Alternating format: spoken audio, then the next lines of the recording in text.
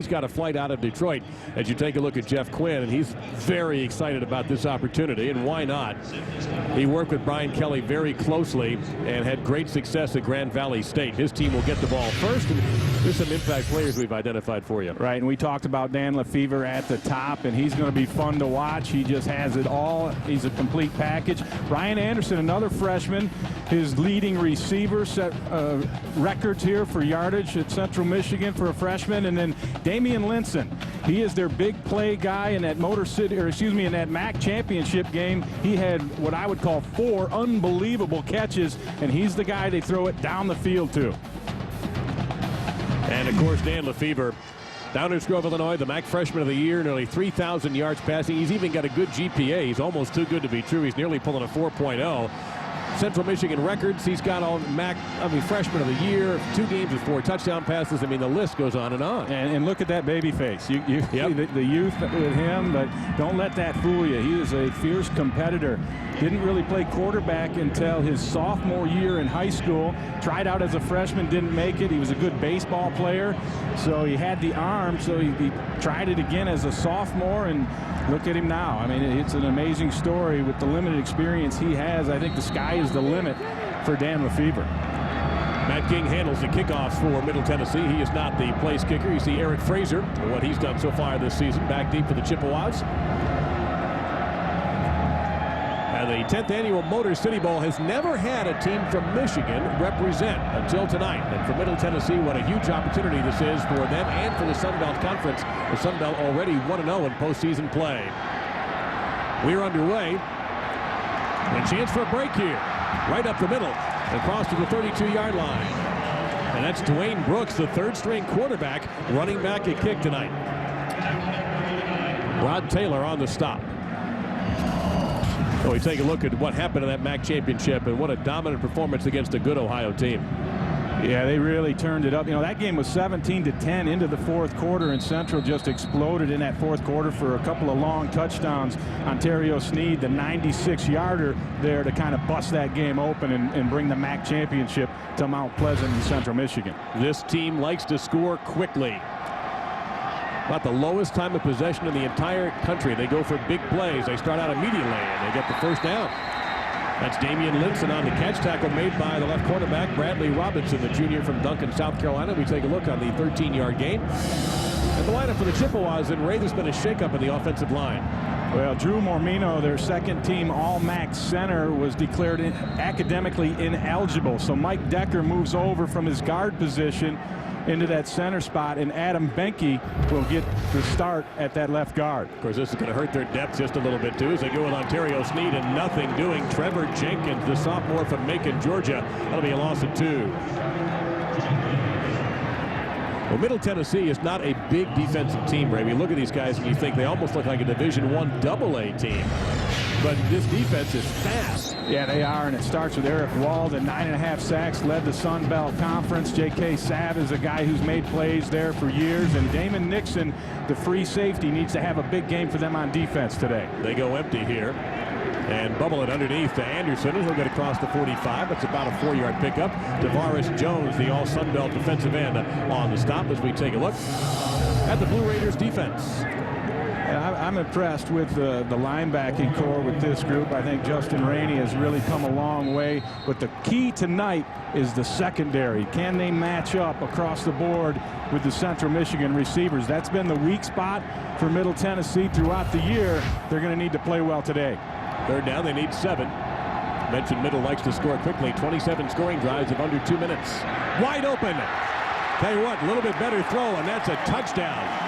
As Justin Gardner makes the diving catch, the junior from Kalamazoo for 26. Boy, a nice little route, just a seam route going up on the outside.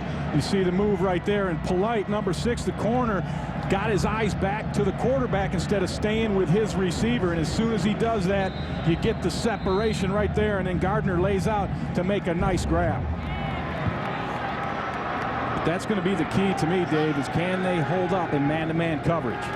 A little bit of a trick this time as they go around inside the 20-yard line. That's Anderson on the carry, and Roy Polite makes the stop.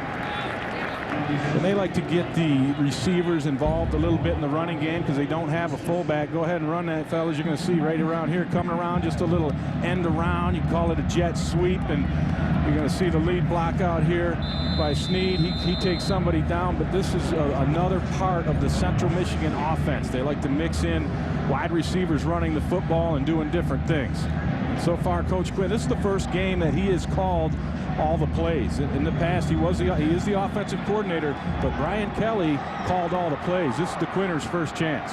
76% of the red zone for CMU.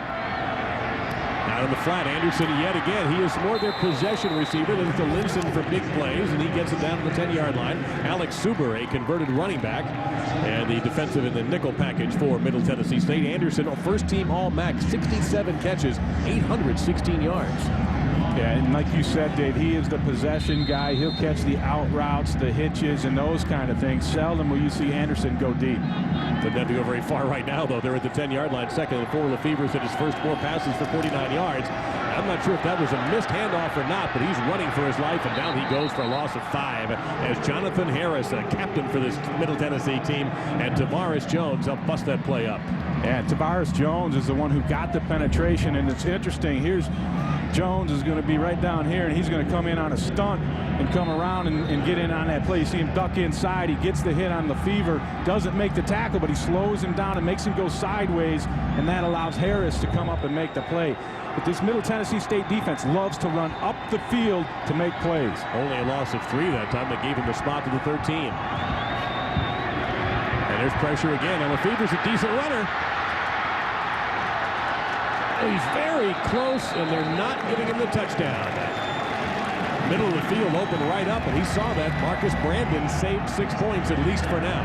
Well, I mentioned Lefevre didn't start playing quarterback until a sophomore in high school. Prior to that, he was a running back. So you know he's got some skills in terms of carrying the football, and he shows you this here. And he takes a pretty good shot right there, but he's a tough kid, too. I think that's kind of overlooked a lot of times in terms of what Dan Lefevre does. You see his rushing yards, 6 touchdowns. Maybe he'll keep it here following that 12-yard hookup. Sneed next to him. They'll go to the running back, and he dives. Touchdown, Central Michigan.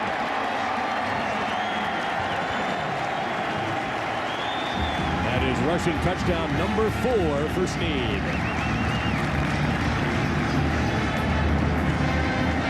Running over the right side of that line.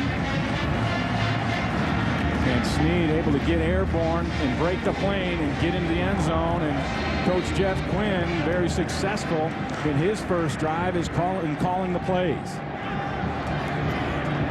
Now Bresky out to the PAT. The punter McCulloch is a holder. They tack on and make it 7. 9 plays, 69 yards. And for them, a long drive, 3:54. And a huge scramble by Dan Lefevre, getting this thing down to the 2-inch line. The Chippewas have smacked Middle Tennessee in the mouth. We'll see how the Blue Raiders respond when we come back on Capital One Bowl Week and the Motor City Bowl on ESPN. Our drive, 4 passes and 5 runs. Over 54 points per game is the average combined, as you see Jeff Quinn and his man, Dan Lefevre. And you see Lefevre's numbers, and of course a big scramble for 12 yards that got him down in position for Sneed to score the touchdown. So we expect offense. Very short kick. And Middle's not, really don't want any part of Middle Tennessee's outstanding returner, Damon Nixon, and they don't. Now that ball will be spotted at the 28-yard line. The forced return by the wide receiver, Rod Taylor, the sophomore from Atlanta. Well, the Middle Tennessee offense, they've changed their approach over the years, Ray. They used to be a real passing team, but under Rick Stockstill, they've gone to a more balanced approach. Right, they like to run the football. Coach Stockstill realizes he doesn't necessarily have the talent that he wants yet in this program, so he's playing it close to the vest. And the biggest dearth of talent is at wide receiver. That's where they've had the problems all year long. So those players that you saw highlighted need to have a big game today in order to keep this offense in the ballgame. They start out, though, with an empty look. And there's Desmond G, number 2, sort of hiding in the slot. Marks, good arm for the left-hander, and that looks like a completion and a first down for Middle Tennessee. 16 yards on that one. You know, interesting, Marks is a left-hander, yet they roll him out to his right. And watching him on film, it really doesn't matter much in terms of which way he goes. He's a more accurate passer on the run, in my opinion, than he is sitting in the backfield. And they want to move him away from that Central Michigan pass rush, get him on the perimeter, and let him throw some darts to the sidelines. So Teron Henry, who made the catch, then took himself out of the game a little bit nicked up. Marks has, in fact, an interesting point about this whole Middle Tennessee team I'll bring up after this snap. Something that Rick Stockstill asked him a very pointed question. There's G. Watch him tonight. He is so fast. Tell you what, Central Michigan had better find him, Ray, or this is going to be a game where we get 54 points in it. Well, 16 yards on that one. And Desmond G., as I said at the top, they try to invent ways to get him the football. This is just a little quick screen out to the outside, a one-man screen. He's got another receiver blocking for him, and you see the elusiveness and then the speed that got him around the edge to move the ball. And he is one of the more exciting players, in fact, the most exciting player on this Middle Tennessee State offensive football team.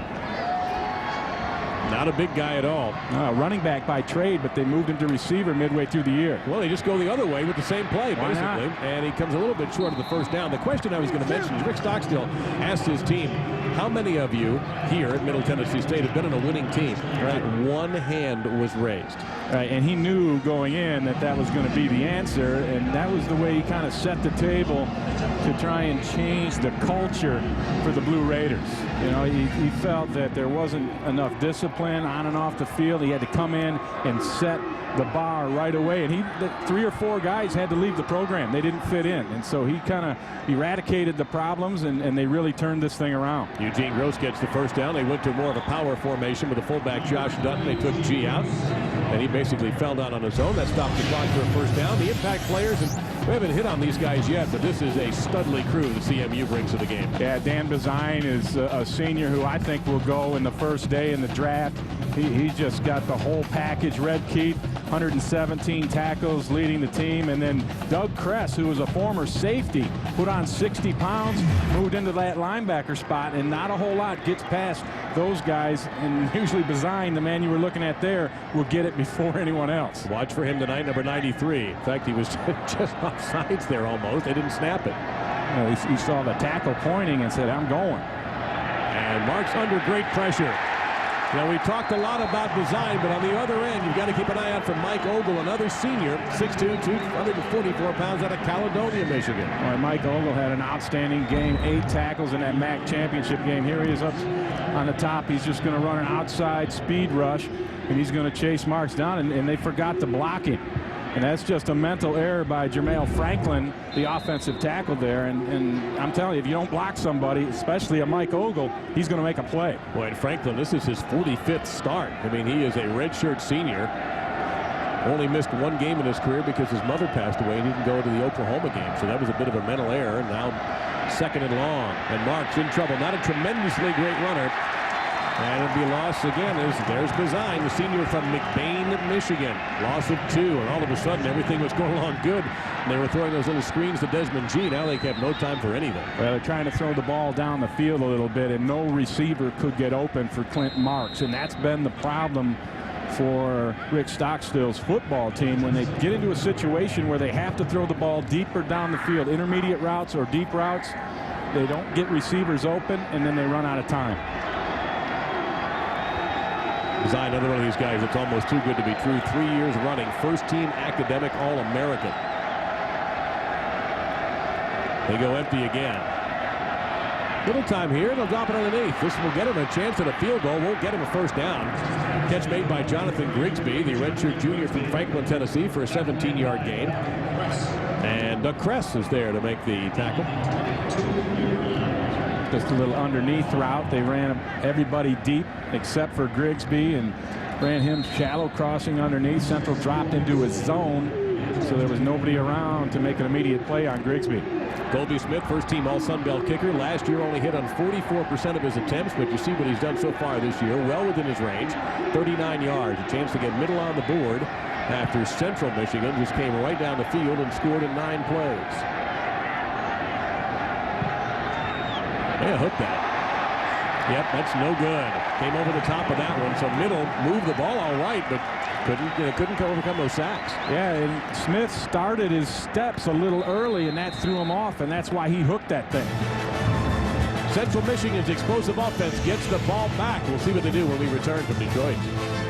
It's called Campus Martius, and why not? We are in Hockeytown, USA, Detroit, so why not have a little outdoor ice rink here for the holidays and enjoy that. This town lit up for Christmas, and they're happy to have the Motor City Bowl number 10 here at Ford Field in Detroit. Take a look at Middle Tennessee as they try to figure out how to get their offense on track for the end zone and maybe protect their passer a little bit better. Central scored on their first drive in 9 plays.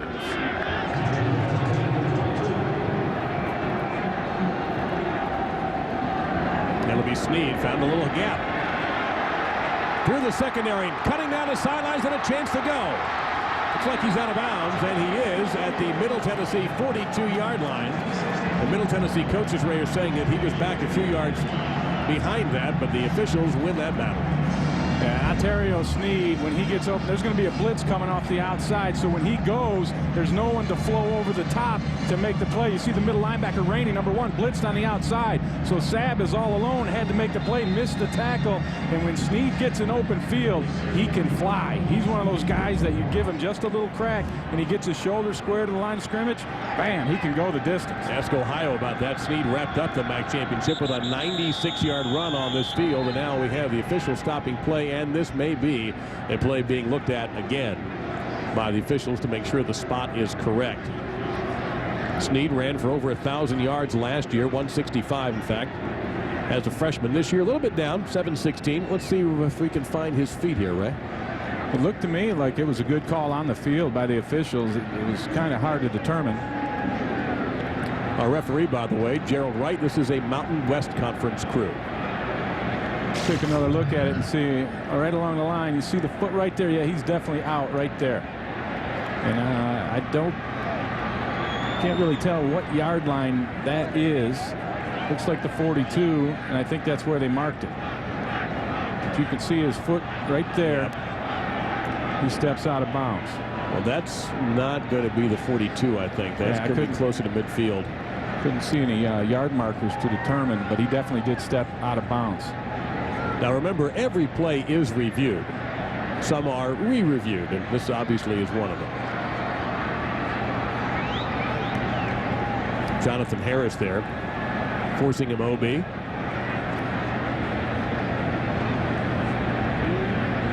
Right there. Yeah, I believe he did step on the line. And by the way, the replay official seeing the exact same pictures you are. So it's kind of like the home version of your being a replay official. There you go. Make your call.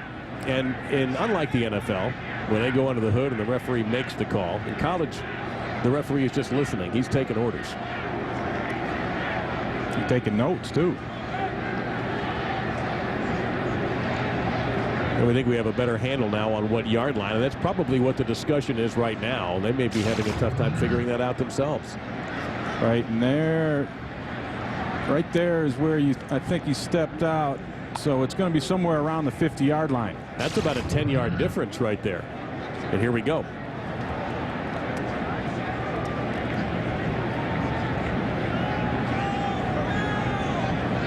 After review, the ruling on the field has been reversed. There is conclusive video evidence that the runner stepped out of bounds on the 48-yard line. The 1st and 10, Michigan, Central Michigan. Timer, replace the game clock at 6:20, 6:20. All right, there you have it. So we were able to dig that up for you and save a few yards for Rick Stockstill, but he still has to be concerned about the way Central has moved the football in this first quarter. What was that, much ado? About 6 yards right there? Well, you know what? It makes a difference. Sure it does. You want to get it right. And I like replay. I'm glad it came to college football and it's uniform across the board. I think when you have plays that will affect the outcome of a game, above all else, you want to get it right. I actually like the way the college system is compared to the NFL. It seems to be a little more efficient, a little quicker, a little less dramatic. And I believe they've got it on the wrong 48-yard line, however. I think it's on the 48-yard line in Chippewa territory, not where they have the ball now.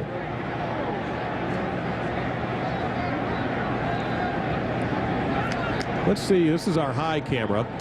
And let's take one more look. I thought it was a 10-yard difference. We're looking at that right foot. But the left foot. I think it was the left foot. I think you're right. Further clarification on the video review. The ball is placed on the Central Michigan 48-yard line. Still a first down. There you have it. Wasn't hard. I guess it wasn't a 6-yard deal. It was more like 10. 10. See, it's a whole first down. There you go. However, the way Central has moved through the Blue Raider defense. Well, they're not tackling well, Dave. They've missed 6 tackles already in just 2 drives. And normally they're pretty good at this. Lefevre on the keeper, and there's a hole. There's a missed tackle, and he will go deep into the secondary inside the 30 to the 29-yard line for a 23-yard gain. Bradley Robinson on the stop. I think Lefevre was supposed to hand that ball off, and he kind of juggled the snap. Watch him see him. He didn't get that snap in his hands. It hit him in the shoulder, so he did the smart thing and just followed that back he was supposed to hand it to right up into the hole. And that's a freshman quarterback making a heck of a decision right there to move the chains again for the Chippewas. Hit as he throws, and nearly the one-handed grab by Linson. And I'll tell you what, Lefevre hung in there, Ray, because he got popped. Nixon on the coverage. Actually, Nixon who came in and hit him. And there was pressure coming from the outside. That man got picked up, but it let somebody inside get off. And watch this hit Lefevre's going to take just as he lets go of the football. He's pretty stout. 6'3", 215. Defender hit him and bounced right off. The funny thing is, he was not the #1 quarterback at the beginning of the year. Right, Brian Brunner was the starting quarterback. Now, both of them were going to play. The thing hadn't been totally decided, but Brunner beat Lefevre out in training camp. Snead wide open. It's a race to the end zone. And Snead will get their first touchdown for the Chippewas. 29 yards.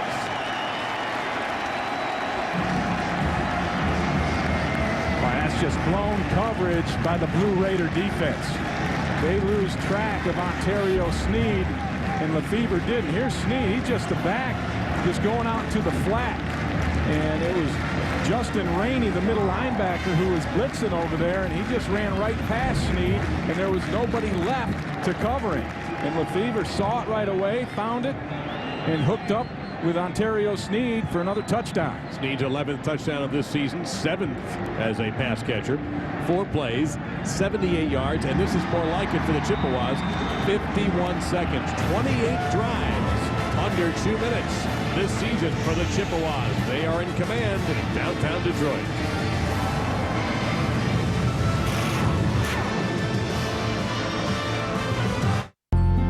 Times are tough in the auto industry. Yep, exactly. And it's been Ontario Snead and his show tonight for Central Michigan. He has both of the Chippewa touchdowns. Perhaps he is phoning across the border to make some plans for later on tonight after the game. He didn't need a passport for that one. Man, that was an easy drive. More in 2 of the way Central Michigan does business. We told you 28 scoring drives in 2 minutes or less. 51 seconds on that one. And now Middle Tennessee, hey, welcome to bowl games. First one they've ever been in at this level, and they've got to be in a little bit of shock. Central's kicking short away from Nixon again. Well, guess what? It didn't work, and it might go all the way for the Blue Raiders, and a saving tackle made. Looked like the kicker got it there. Well, that's just a great adjustment by Middle Tennessee State to switch Nixon. They saw that's where Albreski kicked the first time, so they moved him over there so he could field this kick, and he caught it on a dead run, got up the sidelines, and maybe got some life into this Blue Raider football team. That was David Lawrence who saved a touchdown. Of course, Nixon, the first kick he returned this season, first kick he returned in his career, he went 88 against Louisville. Took it in for a touchdown. Right, he's 4th in the nation, Dave. 2 touchdowns this year. So perhaps an injection of hope for Middle Tennessee here in the first quarter. And they're going to go deep with Marks down the middle. Incomplete. I'm not sure who had their hands on that one. Great coverage that time by Josh Gordy and Calvin Hisson. And they were all over Jonathan Grigsby that time. We are in Ford Field. Motor City Bowl number 10 in downtown Detroit from the Sun Belt, Middle Tennessee State, and from the MAC, the champions of that conference, Central Michigan. I'm Dave Lamont along with Ray Bentley, and downstairs is our man Vince Welch. A Merry Christmas a day late, but hopefully everybody had a very fun and safe and happy holiday season. Still going on, of course, for many people. Downtown was kind of quiet today. I thought there would be more activity, more people doing shopping or going back to work, but it was pretty easy to get around Detroit today. Great time to stay home and be with family. I think that pass might have hit the ground, and it did. Incomplete, intended for Luke Pascal, a senior from Dixon, Tennessee. And third down, all of a sudden, the little momentum they had from the Nixon return is starting to seep away. Well, this is the worst case scenario for Rick Stockstill's football team, to be in a 14-0 hole, you know, third of the way through the first quarter. They're not a catch-up type football team. They like to grind it out and make it ugly and keep it close and then pull it out towards the end. And so right now they're kind of out of their element. See if they look for Desmond G, who's in the slot to the left of the quarterback, number 2. He does look in that direction and got confused. He was definitely throwing to G, and I'm not sure whether the quarterback misread that or G ran the wrong pattern. Daniel Design also putting some pressure on the QB. And I think that was the issue. Yeah. Marks had to throw the football before he wanted to, before G got out of his break because of the pressure from Design. See Design up at the top, a little swim move inside on a stunt, and that's a load right there. 272 pounds. Dan Design putting the hurt on Marks. Colby Smith punting from Middle Tennessee State. Their first drive ended with a missed field goal. First punt of this game. This is a high one. Fair catch, and the worst starting position for Middle Tennessee, or excuse me, for Central Michigan after the 40-yard punt. Well, tomorrow night, Capital One Bowl Week continues with the first ever meeting of 2 storied programs. Bobby Bowden leads the Florida State Seminoles up against Carl Durrell's UCLA team that's coming off that huge upset win over rival USC. The Emerald Bowl on ESPN tomorrow night is part of Capital One Bowl Week. Coverage begins with the Bowl Breakdown show at 7:30 Eastern. You have a prediction on that game? Well, that's UCLA coming in with a lot of momentum off of that win over the Trojans, so I think you got to lean in that direction a little bit. Florida State not having the kind of year that Bobby Bowden's used to having down there. How's that for a prediction? I'm still not sure who you think is going to win. Lefevre, who has really hurt Middle Tennessee with his legs as much with his arm, picked up a couple of yards that time, and there's an example of what you've already talked about. A missed tackle. They could have had him in the backfield. Mosley winds up getting him along with Jenkins. Right, and Lefevre a little slow getting up. See him kind of shaking the cobwebs and reaching inside of his helmet there. A little bit slow to get up, and he had already missed one game earlier this year against Eastern Michigan, got knocked out of the game, and Brunner came in and led the Chippewas to a victory in that one. So they do have good depth at quarterback, but they certainly don't want to lose Dan Lefevre. This has been his game so far, along with Ontario Sneed. And they'll keep Lefevre out of it this time, as they'll give it to Sneed as he gets a little closer to a first down, a gain of 4. Third down, and about 4 coming up, make it 5. Boy, and Dan Lefevre, an outstanding start to this ball game, his first bowl game. Lays that one out to Gardner. Hits Brian Anderson on a little out route, and then the scramble that got him down to the 1-yard line before Central punched in their first touchdown. But so far it's been all Dan Lefevre tonight. He has plenty of time underneath, and that's right at the marker, and a first down. They go once again to the possession guy, Anderson. Tackle made by Danny Carmichael, a reserve linebacker. Lefevre had 3 touchdowns in the MAC championship game, so he seems to enjoy playing in this stadium. 3 touchdown passes. He now has 4 at Ford Field. And boy, Middle's got to really be upset, because here they had a chance, get the ball back, get some field position, slow this train down, and they couldn't do it. And then they give up a 3rd and long right there, and give Brian Anderson some credit, because he knew where the chains were. And he's a guy who's just a freshman as well. So when you get a freshman out there knowing where the sticks are and getting a critical first down like that, that's pretty good football. Roll the pocket, he'll keep it. And he smartly gets out of bounds. He was being chased by Eric Walden, the all-Sun Belt defender, and by Trevor Jenkins, who took over a starting spot in the spring. And that's a gain of about 9. That's good coverage down the field for Middle Tennessee, but you see Ontario Sneed getting a tape job in the pits down there, getting a tire fixed. But when he goes out, they put in Marcel Archer, who's a freshman who has also had a pretty good year running the football for Central Michigan. Yeah, when they won the MAC Western Division, he had 3 touchdowns against Western Michigan. So he's very capable. Found an open spot in the defense and hits it. That is Obed Satut from Montreal, the senior, 6'4", 212, a 20-yard gain. Caught him in a 2-deep zone, and Satut hit that soft spot behind the linebackers and in front of the safeties. You see he's going to run up, and he just kind of curls right into that soft spot in front of the safeties and behind the linebackers for another effective play for Central Michigan. Obed Satut was drafted by the Toronto Argonauts in the Canadian Football League, and there was a busted signal. Damian Lindsay stopped short, and that pass way over his head, second down. Well, again, for a freshman, you'd think, well, maybe he's got a buddy, a favorite receiver. He's got a lot of friends on this team. Yeah, these are touchdown passes that he's distributed throughout the season, and that tells you that your quarterback understands the system. He knows where to go with the football, and he spreads it around, and then he's got people that make plays for him. Snead's 7th touchdown pass happened just a few minutes ago. And this they do hand off to Archer, and he is swallowed up. Big stop now, brings up 3rd down and long. Derek Mason, the junior from Starkville, Mississippi, in on the stop, number 78. Good pressure there from Tavares Jones as well. Snead back into the game. You can see that white shoe he has there taped over, whatever bothering him. Archer looks like he was holding his hand as he comes off the field. Yeah, there you see his left hand there, and he's in some pain.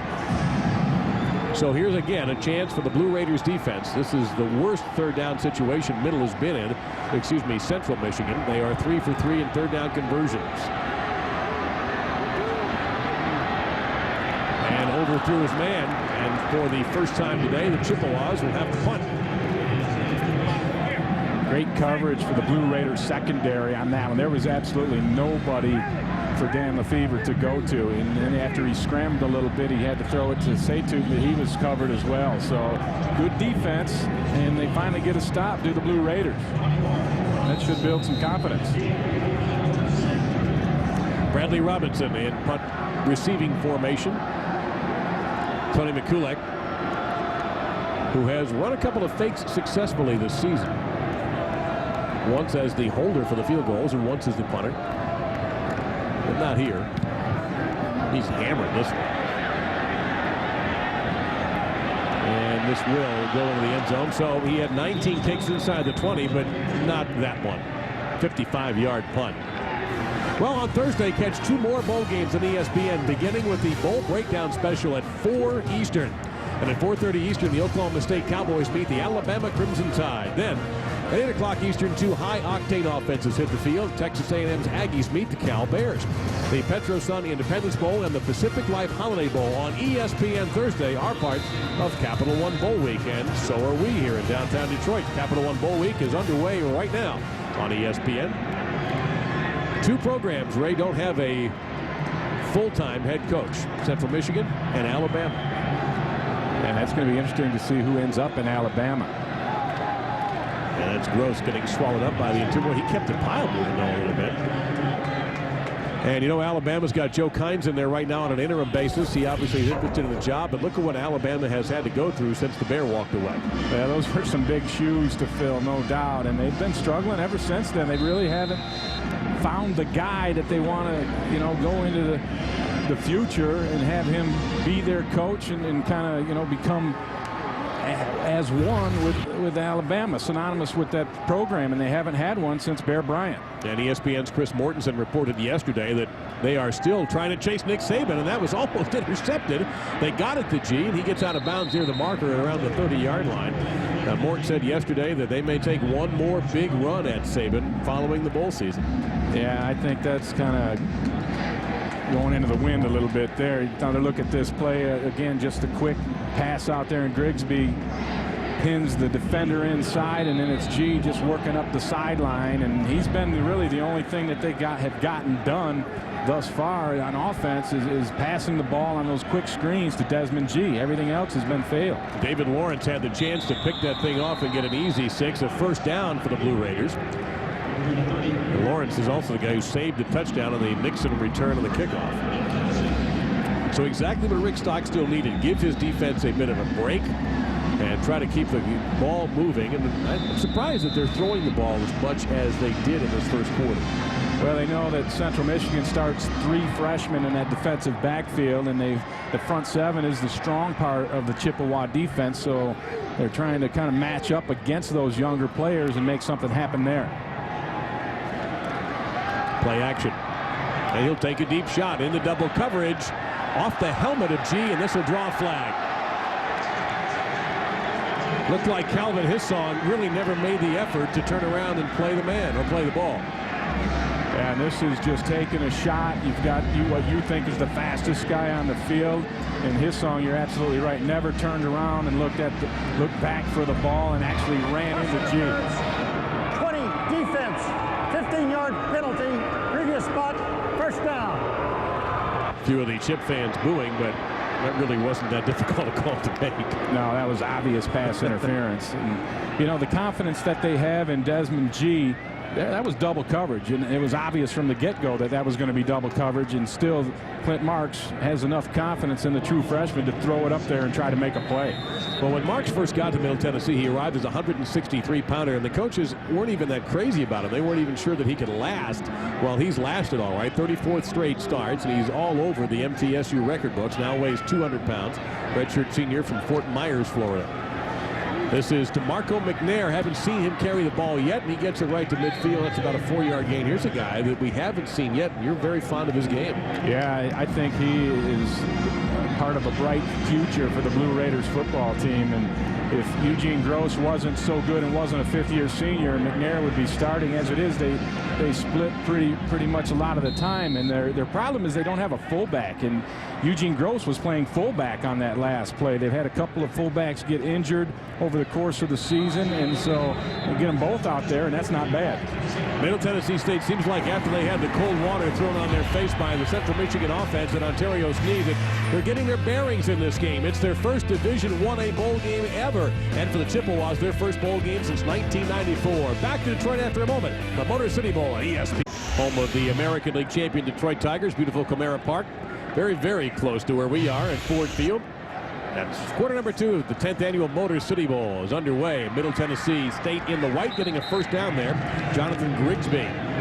Chaz West moved up to the starting cornerback spot, but Chino Horn unable to go tonight for the Chippewas. Now, here is today's game track presented by New York Life. And it's all Central Michigan offense. 185 yards of offense in the first quarter, led by Dan Lefevre. You see 7 out of 10, and he ran for 43 yards as well. Almost got the touchdown right here, but he's just been outstanding early on. And then Ontario Sneed into the end zone a couple of times. The first one a run, and that one a reception. So it's been all Central Michigan's offense in the first quarter.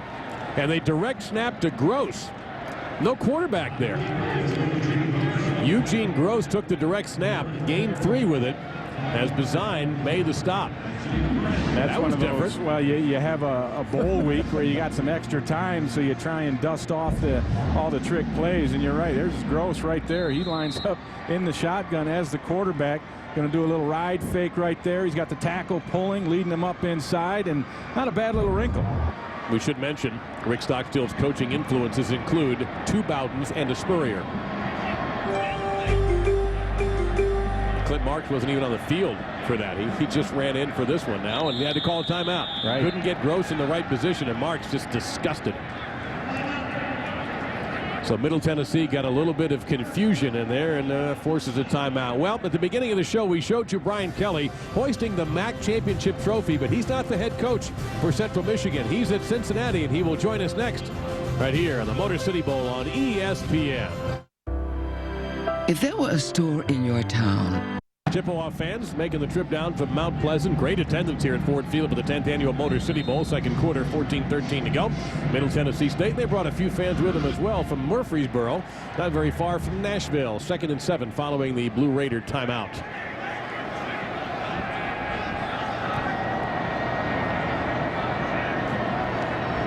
And G in the backfield did a good job blocking, and Marks had that thing rejected. Nothing there. And there's Bazine one more time. Well, Brian Kelly was the coach when this team won the MAC, back-to-back Division II championships. Very successful coach. Also did a great job at Central Michigan taking this team to this bowl game, but he's not here tonight. Because just a matter of days after winning the MAC over Ohio, he went to the state of Ohio to become the head coach at the University of Cincinnati. And Brian joins us now via the phone. And Brian, tell me about your emotions as you watch this game, watch the players you recruited. Well, it's great to see them get off to a great start. Jeff Quinn has got them ready to play, and obviously he's somebody that I'm pulling for to get the job there. But a great start by the Chippewas. Well, here is Gross getting down to the 15. Marks just made that play up on the fly. Coach, hang with us just a second, Ray. That's an example of the senior keeping his poise at quarterback. Right, this is all Clint Marks in this one. Nowhere to go with it down the field, but he's able to find his check down man, his third option, and with a body draped all over him, he dumps it down to Gross. He gets a little block and then shows you the speed that he has getting around the outside, and for the first time the Blue Raiders are threatening. First time they were in the red zone. Josh Gordy on the stop. I guess, Coach, no surprise to see Dan Bazine in there putting pressure on the quarterback.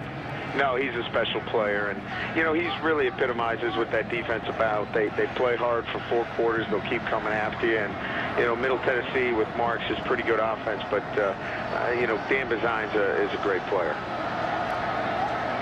First down, and they'll keep it on the ground to Gross. He'll get to the 13-yard line for a gain of 4. And Brian, I know it was a tough decision for you to leave Central Michigan. Take me back to what led you to that decision and what was on your mind at that time.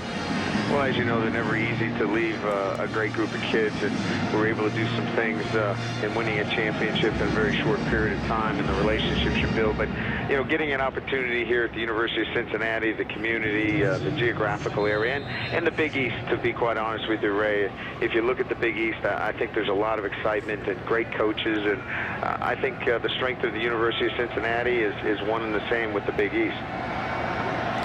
2nd down and 7. Coach, stay with us here for a little bit longer. We've got a few more questions to throw at you. We go to the draw play with Gross. He'll bounce it, and he'll wiggle to inside the 10, short of the first down. Now, an interesting situation regarding the coaching staff. Explain exactly. You've got some guys already with you, and you've got the defensive coordinator here tonight, Joe Tressie, who's going back and forth. How awkward was that? Well, we wanted to be able to take care of both these programs. The University of Cincinnati, as you know, we're preparing for a bowl game, the International Bowl, and then clearly Central Michigan in their preparation. So we're kind of letting both coaches. Joe is going to be a guy that's going to coach both, but we'll have another 5 coaches come back with us tomorrow. So they're on an early flight down here because we've got our practice at 11 o'clock tomorrow. The 11th play of the drive coming up for Middle. This is their best so far today, and Gross will get him a first down and goal to the 3-yard line. Well, how difficult was it to face those players that you had just hoisted that trophy? We've shown the excitement and everybody around the CMU program, and then a few days later you're telling them you got to go. How hard was that? It's very difficult, and these kids understand that there are opportunities out there, but you never want to leave kids at that time. But the way it went down is at the opening here at Cincinnati with Mark D'Antonio leaving, didn't really have a lot of choice on it. So we went and talked to the kids. We spent a little time with them, and they're a bunch of resilient guys. You can see that they haven't missed a beat. And the officials are communicating. Gross thought he scored, but the officials say, nope, your knee was down before the end zone. Ray? Yeah, it was very close. I want to see a replay because it almost looked to me like he might have broken the plane as he comes down. He's following the guard. This is his favorite play to run, that power play. And I don't know. I think that's a touchdown. They might want to take a look at this one and see, because I think that's touchdown. Well, the fans in the blue and white of Middle Tennessee making some noise in their section. And certainly the Blue Raiders are not exactly rushing this play in either. They're down to 5 seconds to get the snap off. They may have to burn a timeout, and they will. Of course, this will give them a chance to review the play upstairs as well. Yeah, and they are reviewing it. And I kind of agree. I first thought he was down, frankly, but. Right, and I think this is touchdown. You know, he did a great job, Gross did, of not getting his knee on the turf. He extends the body and keeps the leg up right there and breaks that plane. And it's hard to see from that angle if he had the plane broken, but he straightened his legs out so the knee didn't quite go down, and that's a touchdown. Yep, you're right. That's the angle that shows a touchdown. I think the other angle, it actually looked like he was down. But if they go with that angle, and of course they have that same replay that you all are looking at now, that should indeed be a touchdown.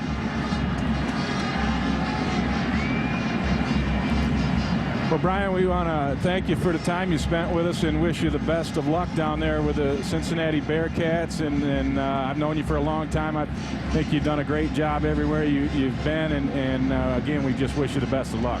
Thanks, guys. Thanks for having me on. Appreciate that. Brian Kelly joining us, the former coach of Central Michigan. His Chippewas no longer his. They belong to Jeff Quinn. And that's the other great issue here, Ray, is Jeff Quinn very interested. He's made it very clear. But you know, here's Central Michigan. They've won the MAC. They're on national television. The MAC, pretty strong conference, really, when you think about it. After review, the ruling on the field is reversed. There's conclusive video as evidence that the ball crossed the plane of the end zone before it was deemed touchdown. Touchdown. So that's a 12-play, 79-yard drive in 5 minutes and 26 seconds. Boy, and that's the kind of football team Middle Tennessee is. They're mentally tough. They fight for a full 60 minutes, and it's 14-0. It wasn't looking good, but they somehow find a way to put a drive together, and Gross punches one in, and all of a sudden it's a one-score ball game, and it was a one-sided ball game, and now all of a sudden we got something going here. Well, you know, they mentioned when they played Louisville, Oklahoma just absolutely beat them to death. They really killed them, 59-0, and they felt like Rick Stockdale thought his players were shell-shocked, but they also learned some valuable lessons about how to handle the spotlight.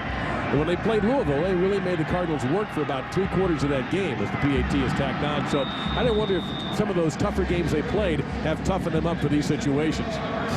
Now, Jeff Quinn wants to get his offense reignited as Middle Tennessee has made this a game in the Motor City.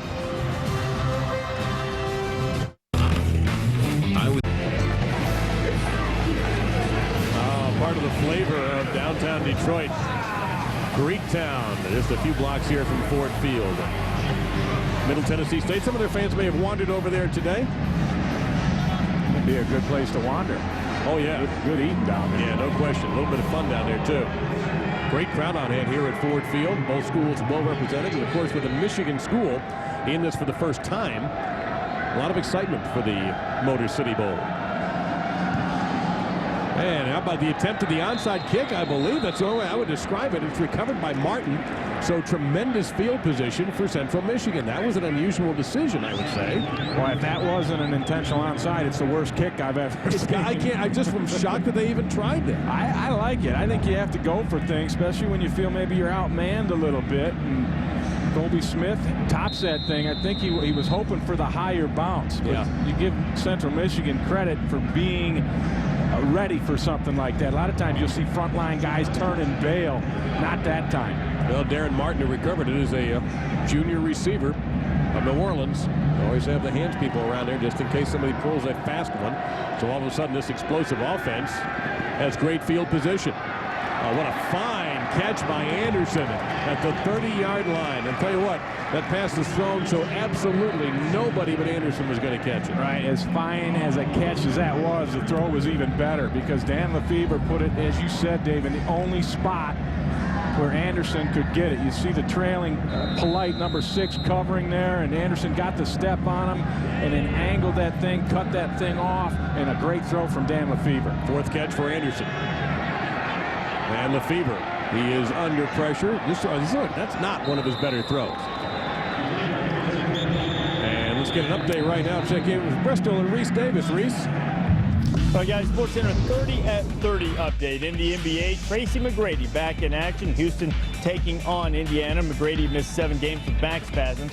15 points so far. They're into the third quarter now in that game between the Rockets and Pacers. And Bill Cowher, no news yet. Will announce his coaching future next week. Much speculation that he might be the end of the run with the Steelers. SportsCenter after the game, ESPN News, always on television.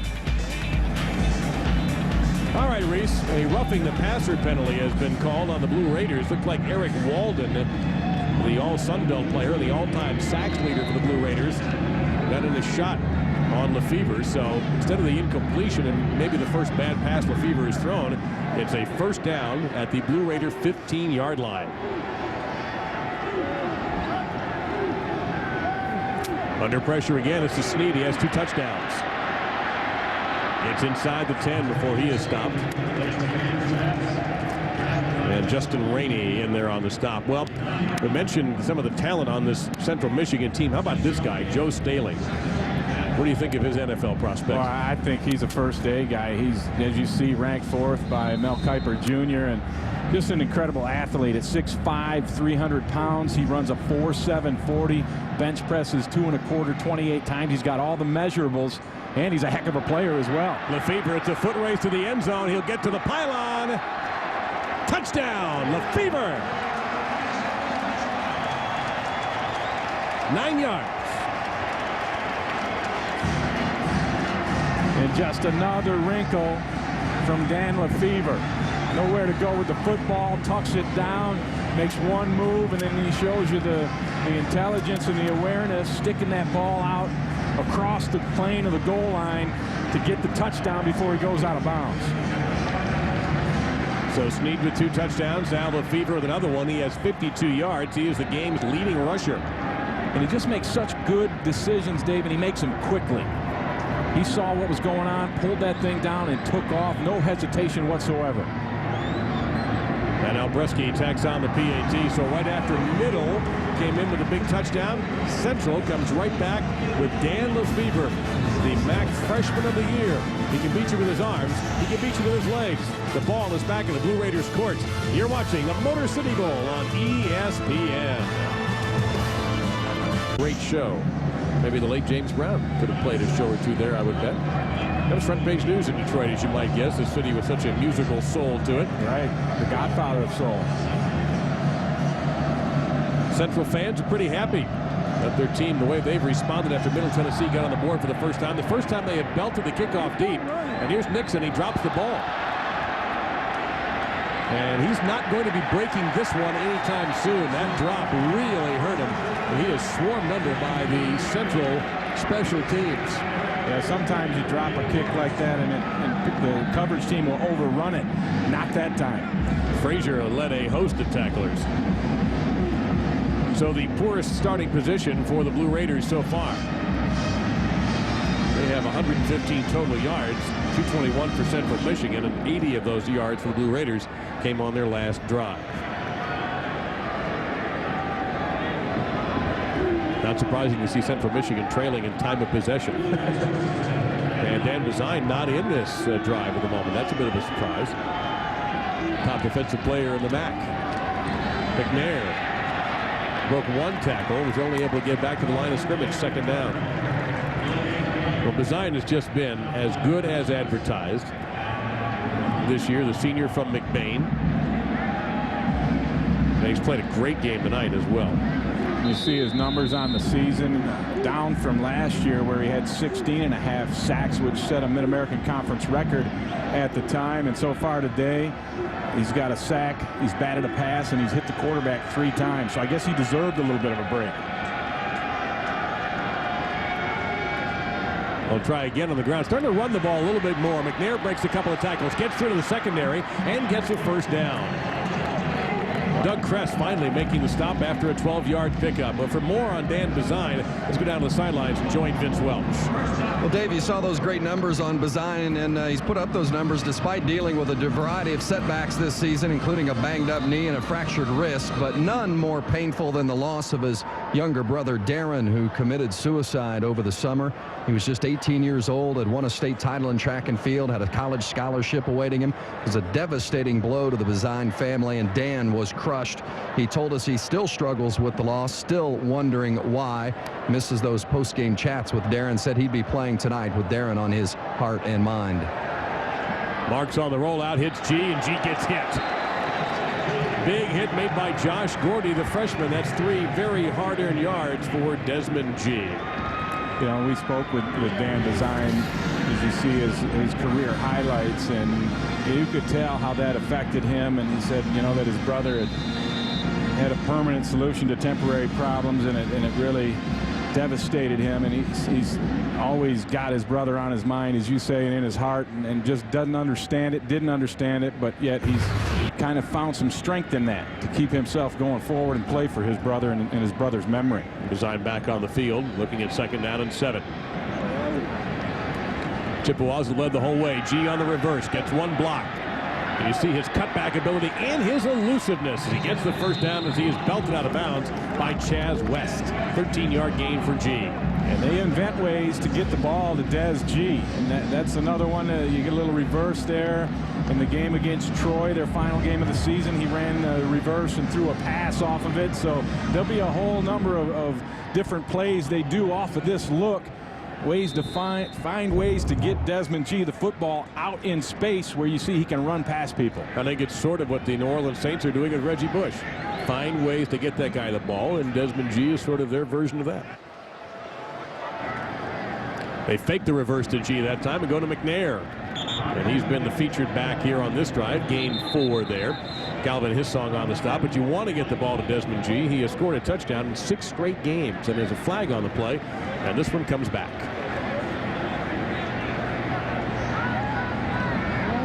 And this is a good drive that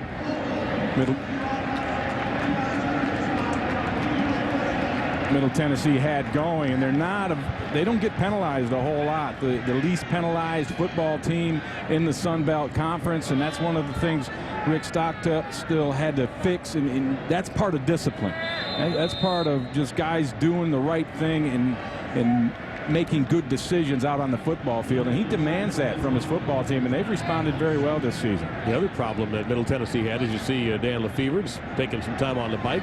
You also notice that right leg there bandaged up a bit. He did look a little shaky following that touchdown run when he walked off the field. Marks handled a low snap and finds his man down. Whoa, head-on hit. Whoa! That is Red Keith. First time we have called the All-MAC linebacker's name tonight. It won't be the last. He hit Michael Cannon like he was shot out of a cannon. Red Keith, 240-pound junior linebacker, All-MAC player. Watch this. That's how you come up and make a hit on somebody coming over the middle. Inside line, I get excited. I was going to say that. I can't help myself. I love it. You know, you talk about going over the middle. Inside linebackers, that's their territory, and they make a statement when people come over the middle, and that's how you do it right there. Red Keith showed you. Well, Red Keith, 3 straight seasons as the top tackler on this team. You got a very good glimpse of why. Here's G underneath. He made Keith miss that time, though, and then slipped a bit. So they really are working Desmond G, and why not?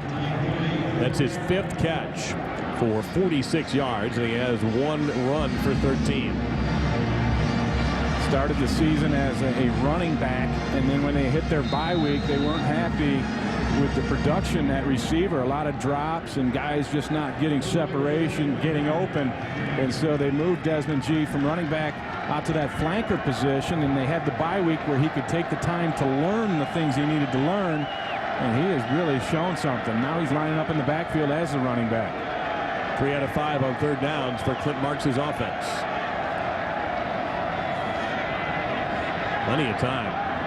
And just missed up. Trying to get it to Grigsby. That'll bring up 4th down and 3. And the central player shaken up. That looks like designed based on that armband around his left arm there. And that's something that Central Michigan fans do not want to see. He's working right here on Jermel Franklin, and Franklin cuts him, and you see the hyperextension of the right knee. You can only hope that that's not a serious injury for Dan Bazine. Yep, there's mom and dad.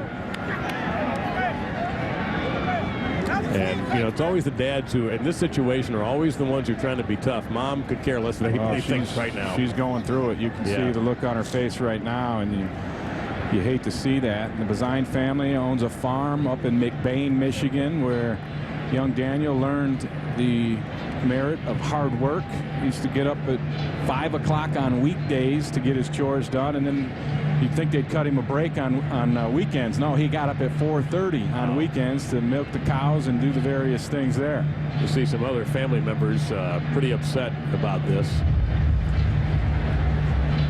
And Jeff Quinn, I tell you who else is watching this, the NFL scouts who are watching this game either in person or on our ESPN broadcast. Keeping an eye on that too. Let's see how he walks off. That's good. He hopped right up on that, so he's got amazing recuperative powers as well, apparently. Yeah, he looks like he's okay. Look at him. He will have to come out for a play, of course. And the good news for him is he can take a little bit of a break because Middle Tennessee will be punting.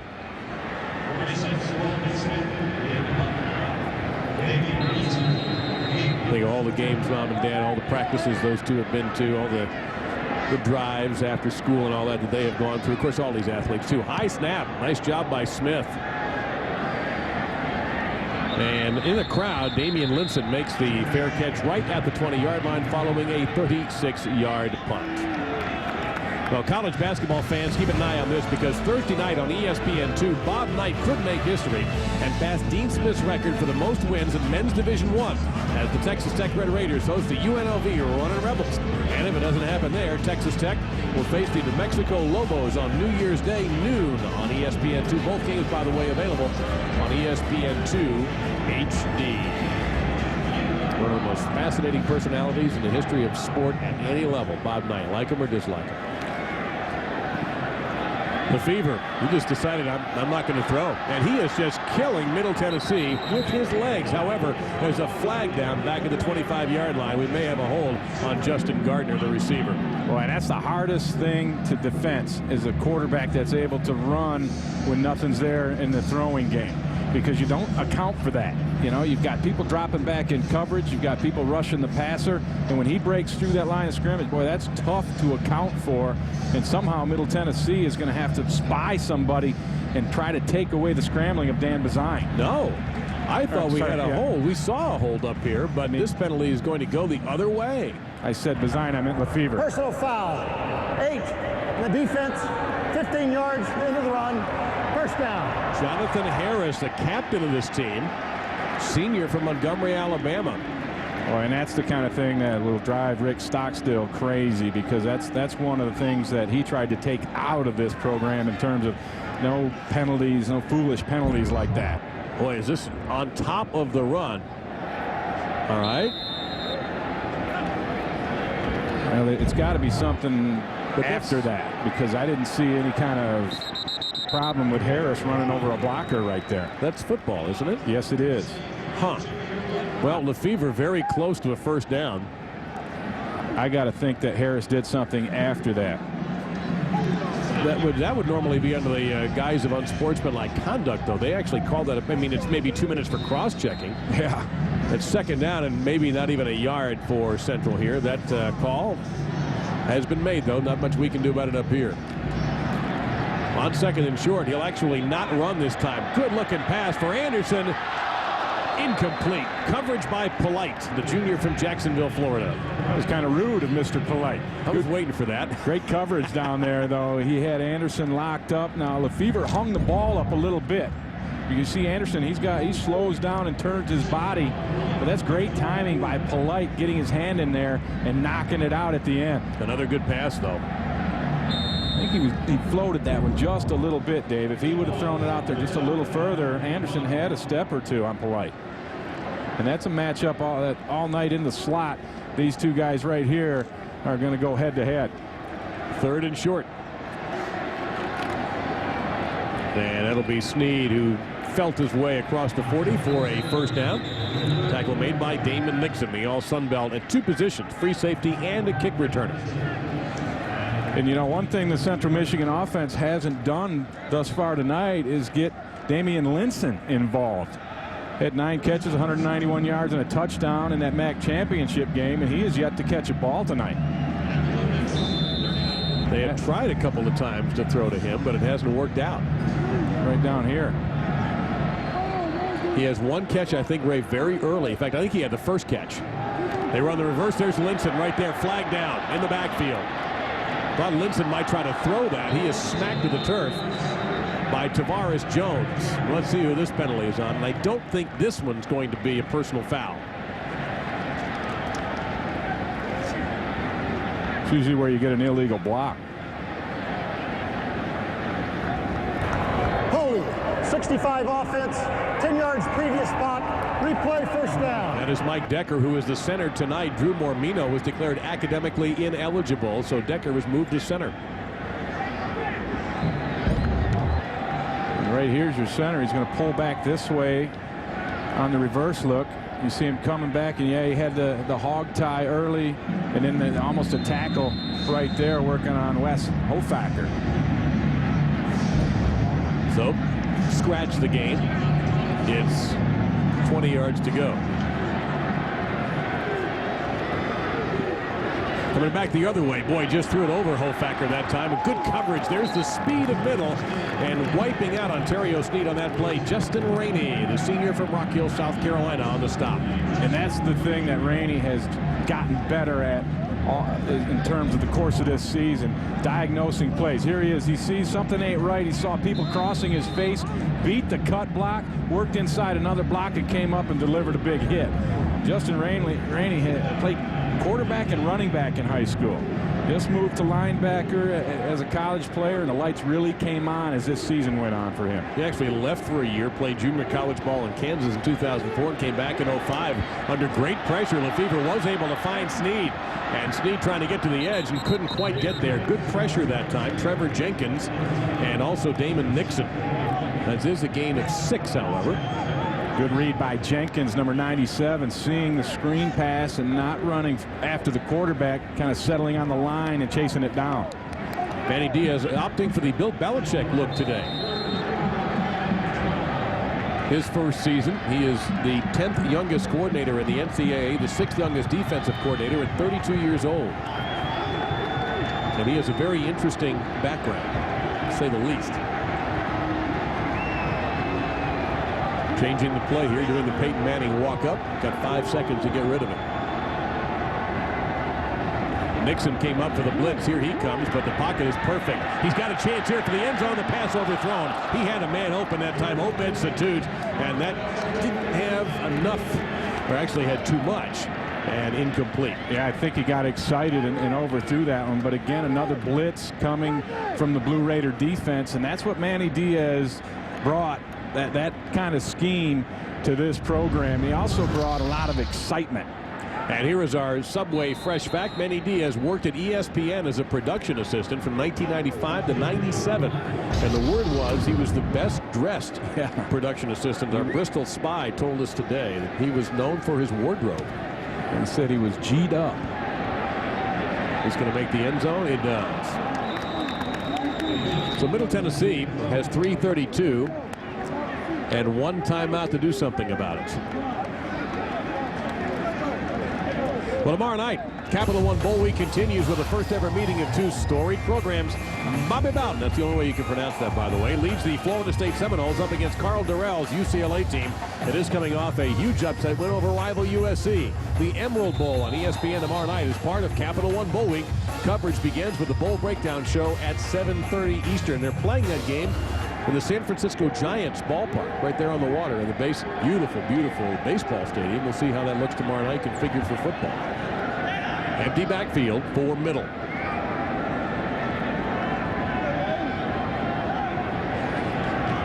Marks on a QB draw. And he'll only get about 4 on the play. Stephen Friend on the stop. Let's get over to Bristol, speaking of that town, and Reese Davis. All right, guys, coming up on the Smith Barney halftime report, we'll look ahead to the Rose Bowl game presented by Citi, tell you who the X factor will be in that. Crown jewel, who will claim it, Florida State or UCLA? We'll examine the two mindsets there. And T-Mac is back in the NBA. We'll deliver highlights from his return from back spasms. And yes, guys, Manny Diaz was well dressed as a production assistant. Too bad he's gone all Belichick on us. Boy, he sure has, Reese. Thank you very much. By the way, just a quick correction as that pass is completed. And that is a first down for the Blue Raiders. They have 2 timeouts, not 1.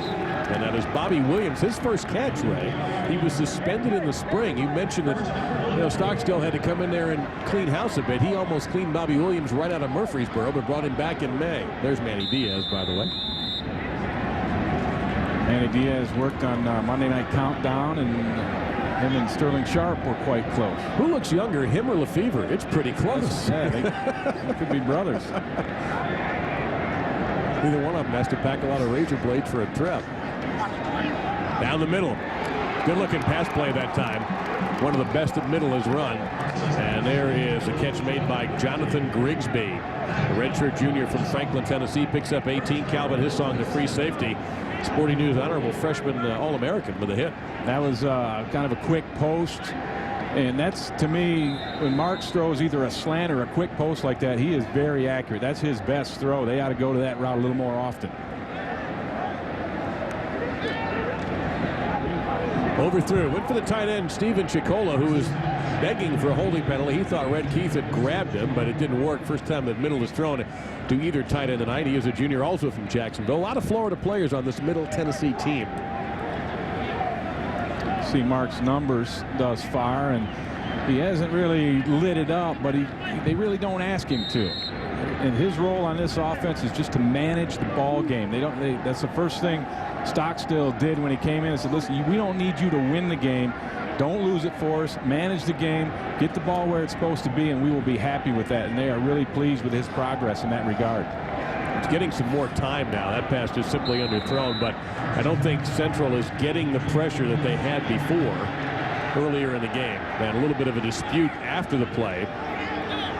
Looked like maybe Marcus Gates for middle was upset with Mike Ogle. There's Ogle right there, who will obviously get in your brain. He has a sack already tonight, and he sort of mixed it up after the play. Well, Dan Bazine has yet to return to the ball game for the Chippewas, so when you take your #1 pass rusher out, and then obviously the heat's going to slow down a little bit, and the Blue Raiders are trying to take advantage of that. 3rd and long, 3rd and 10, 3 out of 6 middle is on first downs. Bazine suffered a bit of a knee shock when he was chop blocked. They blitz. It's not picked up well. Marks just throws it away. That might be intentional grounding. Pressure by Casey DeRocha. Yeah, I don't think that's intentional grounding because there was a receiver right over there and the pressure forced the bad throw. So I think it was a pretty good decision. However, now the flag does come out. Doug Kress limped off the field after this play, by the way. There's DeRocha over there, and he's going to come up, and you see he didn't get outside the tackle box. Ball didn't get to the line of scrimmage. There is a receiver over in this area. The official determined. Intentional grounding. 17. Offense. Loss it down at the spot. 4th down. Official determined that was a judgment one to me, and I don't know if I would have called that with the pressure that he was under. But again, he did not get the ball to the line of scrimmage. Well, remember this, Central Michigan is one of the fastest scoring offenses, 29 drives under 2 minutes, and they have all of their timeouts. So they can certainly handle this situation. Well, they got an eternity. For them, yeah. They've had a 51-second and a 1-minute and 13-second scoring drive so far. They've also had 1 play drives. They will start following the fair catch at the 24-yard line. Let's get down to Vince. Guys, you saw Dan Bazine go down with that hyperextended knee, and he did jog off under his own power. He is okay, says he can come back into the game. They've just been giving him a little bit of a breather, but not even a limp as he walks up and down the sideline. His helmet is on, the chin strap is buckled. He's ready to come back in, and if we don't see him here in this last defensive series of Central Michigan, defense does come back out on the field. I would anticipate seeing him in the second half. All right, thanks, Vince. We appreciate that. So a minute and 25 seconds and counting for this quick strike offense. And a little trickery move that time. First down. They go to Marcel Archer. You figure they'd have Snead in there, but Archer's pretty good running back, a freshman from Miami, gains 12. And I like the play call from Coach Quinn. Because of the field position, you want to try and get some more yardage, get it out there towards midfield before you start throwing it around so nothing catastrophic happens. So far, I think Coach Quinn has called a pretty decent ball game down there. First time he has ever called the plays, even though he was the offensive coordinator for former coach Brian Kelly. They had been together for 13 years, won some Division II championships at Grand Valley, but it was always Kelly who had the last word. That looked a little clumsy, and Middle was able to swallow that right up. Virtually no gain that time. As much as I liked the previous call, I did not like that one. Now you got some room. Now you can go ahead and throw the ball and get it moving. I mean, the clock's running. You got a couple of timeouts. I think it's being mismanaged right now by Central Michigan. 21-7 is not as comfortable as you'd like to be. I'm very surprised they didn't burn a timeout there. It wasted over 30 seconds. And Lefevre looked long and then took what was available. That's the classic take what the defense gives you. Gives them a first down and stops the clock. Anderson on the catch. And I'd use a timeout right now. You have 2 left. You know, they're going to start that clock as soon as the chains get going. And this is where you have a young coach who he did call the timeout. Good for him. So they maybe will call a couple of plays here, Ray, while they get ready to try to move the ball down and add to their 21-7 lead. Come back. We'll show you what happens.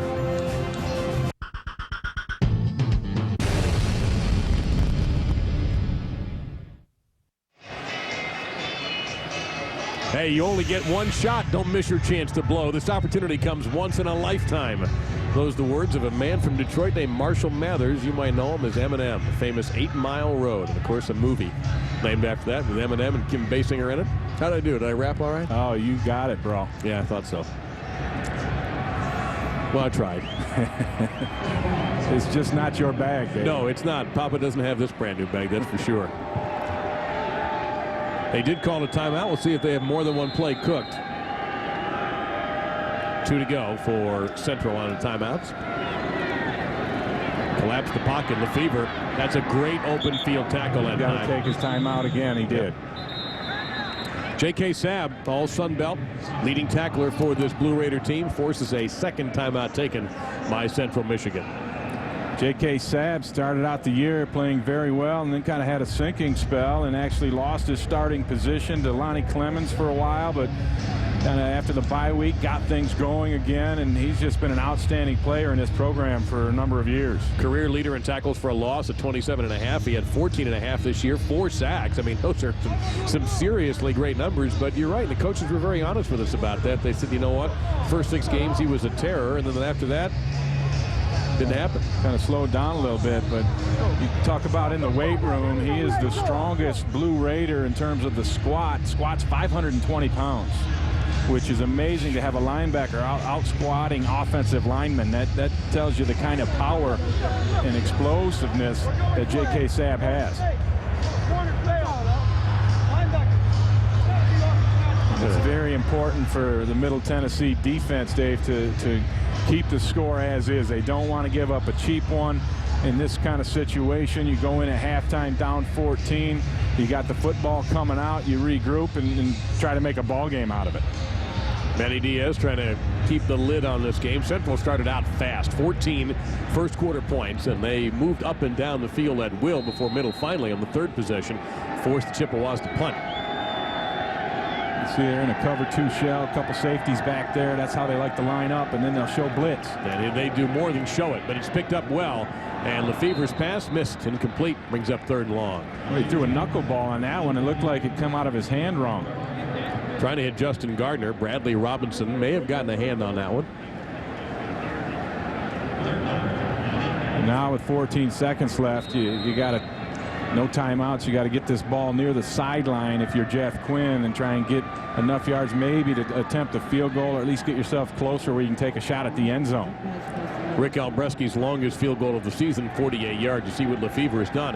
The passing yardage, I'm not surprised about. It's that second stat that has really hurt Middle Tennessee. Well, that when they made him the quarterback, that was the one thing that they hung a hat on. They knew he was an excellent runner. They didn't know he could throw so well. Well, the bad snap just killed him, and if that didn't hurt him, Eric Walden did. That play was doomed almost from the start. Well, and Walden has outstanding get-off and then explosiveness. He's going to be right down here, and watch him just come right up the field, not fooled. And that's the way they make their plays. They run up the field and get after it. And that is the end of the first half. Dan Lefevre has led this team to 3 touchdowns. Middle Tennessee, as they have done all season long, hanging in there, though. Let's go down to Vince. Vince? disappointed there, shaking your head that way the team handled that last minute or so. Yeah, you know, obviously we wanted to put some more points on the board, put ourselves in position to put some more points on the board. And, you know, obviously the execution was a little flawed. And, you know, but our kids played a great first half right now. We feel good. We're in a good comfort zone. We know what we need to do to keep moving the football. Our defense has done some great things for us. So I'm looking forward to the second half. You did control the first half. What will be your message to the team here in the locker room at halftime? Hey, we got to keep doing what we do. We need to finish exactly the way we've been finishing football games, and that's where the level of play has to increase at this level, and move ourselves in that fourth quarter and really dig in deep and really find the heart and soul of this football team, and that's when our leaders. On a personal note, how's your first half as a head coach been? I love it out here. Thanks, Coach. Thank you. All right, Vince, our halftime score. Central Michigan 21, Middle Tennessee 7. Now let's join Reese Davis, Mark May, and Doug Flutie for the Smith-Barney halftime report. Okay, so now we've heard Jeff Quinn handle And by we're downtown. Unfortunately, that Christmas tree is going to have to go down in a few days. Right now, Central Michigan in front of the 10th annual Motor City Bowl as Capital One Bowl Week is on ESPN. Welcome back with Ray Bentley and Vince Welch, who's downstairs. We'll hear from him in a moment. I'm Dave Lamont. Anything surprise you about this first half? Yeah, the way Middle Tennessee State has thrown the football. Clint Marks 20 passes in the first half. In the last 5 games, the most attempts he had was 26. So they kind of got out of their game plan early, and I don't think it served them well. They need to get back to running the football. Well, running the football is one thing that Dan Lefevre has done extremely well, but he's the quarterback for Central Michigan as we bring you our New York Life game track. Yeah, he's been outstanding. Started out throwing the ball around the yard, hit Gardner with his first pass, laid that one out. Then the pressure got to him, so he scrambles. Almost got the touchdown here early on. Did get a touchdown later on, and Dan Lefevre has outrushed Middle Tennessee State 70-46. So, you know, it's just been the Dan Lefevre show. Everything he's been asked to do, he's been able to do it thus far. In Middle Tennessee State, you see just 46 yards rushing, but on only 15 attempts, Dave. And they need to try to run the football as they start this second half and get back to the things that they're comfortable with. And don't be at all surprised by that time of possession. That's normal for Central Michigan. Last in the country in time of possession. They don't really care because they've scored 29 times in 2 minutes or less this season, touchdowns or field goals. Middle will get the ball to start things in this half, and they're starting to kick the ball deep again after trying to kick it away from Nixon short. He will not field it this time, however. So they did manage to get it out of his hands, and not surprisingly, the kick is only going to get to about the 20-yard line. That was Eugene Gross on the return. Let's get down to Vince Welch. I spoke with Coach Rick Stockstill of Middle Tennessee State. Defensively, he said they must do a better job of containing Lefevre. He said that they thought that that was a product of Central Michigan's size advantage up front, but that was certainly a point of contention in the first half. Regarding Clint Marks' 20 pass attempts, he said that they expected to have to throw it more tonight to be successful against this Central Michigan defense, and Stockstill told the offense it needed to score every possession in the second half to win this game. All right, Vince, thank you. Quick correction. Don't want to get his parents mad at me. That was Philip Tanner who returned that kickoff. This is Gross, and he'll get just about back to the line of scrimmage. So they do go to the run to start off this half. Jonathan Lapsley on the stop, the redshirt sophomore from Fort Wayne, Indiana. It was a rare occurrence, Dave. Middle Tennessee generally starts a half or a ball game or a new series throwing the football. You know, out of the 11 first downs, they passed 8 of them in that first half. So they kind of switched things up and are trying to get it done on the ground a little bit, which I think is a good idea. They have both Gross and McNair in that I formation. Little screen out to Desmond G. They love getting him the football. They did it quite a bit in the first half. Red Keith ran him down. G had 5 catches and 1 carry. Now 6 catches. Yeah, 6 for 53 yards, and 40 of those yards are run after the catch yards for Desmond G. And in large part, that's because of the type of plays where they're throwing that quick one-man screen out there to him and taking advantage of his ability to move and work in space. Let's get a quick injury update from Vince Welch following this play. We have a Middle Tennessee receiver who will not be finishing this game. It looks like Vince will tell us who that is following this 3rd and 3. By the way, Bazine in the game for CMU at defensive end. Well, if it worked once, Let's get a first down out of that with Desmond G. Let's get down to Vince. Well, if Rick Stockstill's Middle Tennessee State Club is to score on every possession as he suggested it needed to do, they will have to do it without starting wide receiver Teron Henry. He took a blow early in the game and has not returned and will not return due to a concussion. So Teron Henry, the junior from Murfreesboro, 15 catches and a touchdown this season out of that Z receiver spot. Receiving core is something that even Coach Stockstill admitted to us, Ray, that is a work in progress. Right. He called it the weakness of his football team. Pitch out to Gross, got a couple of good blocks, gets it across the 40-yard line. So we're starting to see some of the balance that used to not be an MTSU game. Now, we talked about how Clint Marks has thrown the ball quite a bit, Ray. In the past, that was normal. Right. Under Andy McCollum, they threw it around all over the place. Right. Shotgun offense. In fact, Clint Marks had told us that prior to this season, he had not taken a snap under center in 7 years. Through his high school, he was in the shotgun. High school years, he was in the shotgun. And then his first 3 years here, he's in the shotgun. So he had to kind of relearn how to take a snap. The offensive coordinator is G.A. Mangum. He's had an interesting history in his career as well. And on the draw, stutter step, didn't work. Tried to get loose. He just couldn't get by Ogle, who's played a strong game. G.A. Magnus is the coordinator, and he's got a nickname. It's GA the GA when he was a GA for Steve Spurrier, and you see the bonnet that he has on the visor there, and you know he got that. Actually, he claims that he wore a visor prior to when he went to work for Coach Spurrier, but how about that for a little look-alike? And apparently, his nickname is Little Spurrier. And the players get on him all the time, and we haven't seen it yet, but if he pitches that visor, then he is going to be like the old ball coach. Well, he's been known to pitch that visor a little bit as well. And I guess he's a pretty good golfer, and he's dialed up a first down. The pass to Grigsby, and you mentioned the throws that Marks is most comfortable with, and you saw a great example of it right there. He throws darts, lasers on the slant routes, and this is exactly what he gets here. You see him, he's going to set up, bam, let it go, perfect timing on it, and he hits his receiver, Grigsby, right between the 8 and the 3. When I was watching him on film, it just caught my eye immediately. This guy throws the slant as well as I've ever seen anybody throw the slant. And I would do it more often were I calling the plays here for Middle Tennessee. Got to coach him up there, G.A. We talked with Rick Stockstill about his Steve Spurrier influence, and he mentioned Spurrier's competitiveness as McNair trying to get loose and no chance. Ogle again disrupted the play. His song and some of his friends came in, but you know, for all the talk about Dan Bazine, how great he's been, and Ogle has had an outstanding game. Yeah, Bazine was in on that deal as well, but to me, DeMarco McNair, he's not a counter play type of runner. He's not a sideways guy. He's a one-cut back. You want his shoulders square to the line of scrimmage when you give him the football. Now, Eugene Gross, that's a good play with him. You let him run the counter. He's got the ability to make a couple of different cuts and do those things, but that's not McNair's game.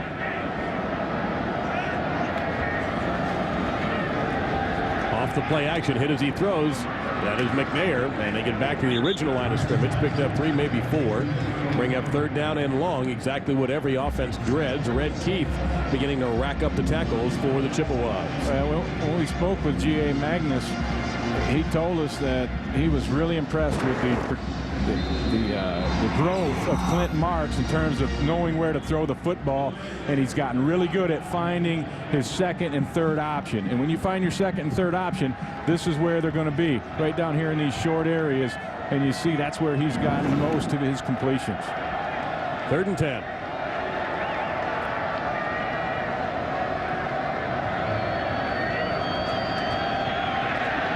Intercepted, trying to hit it to G, and it's picked off. The other way goes Chris. Nobody near him. Touchdown, Chippewas.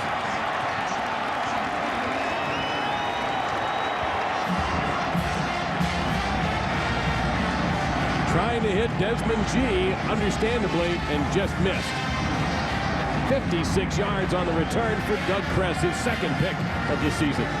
And Kress used to be a safety. Here he is right here. He's kind of working out a little circle route out of the backfield for McNair. And with the pressure from Ogle on Clint Marks, he threw it behind McNair right into the waiting hands of Doug Kress. And Kress off to the races. The senior from Lapeer, Michigan, has given Central their largest lead tonight. It's 21 points. Well, they score quickly on defense, too, apparently. Yeah. And the old Quinter's pretty excited about that. His audition for this head coaching job is going rather well, I think, and Doug Kress may have helped the old Quinter get the old job.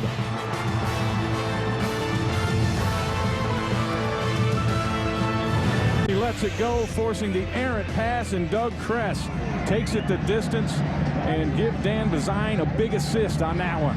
5 defensive touchdowns by the Chippewas this season, 4 by interceptions, 2 of them by Kress. So when he catches them, he puts them in the end zone. I mentioned he's a former safety, and he played running back in high school, so he's no stranger to carrying the football. But that one, you might have been able to run it in, David. Nobody around. I think I might have run that better than I wrapped earlier tonight. I would agree with you there. Now, I'll grant you that. He's run back a couple of kicks for scores. He'll take a knee and get you a touchback on this one. And Middle's offense, which has had the ball almost twice as long as Central Michigan, is back out again.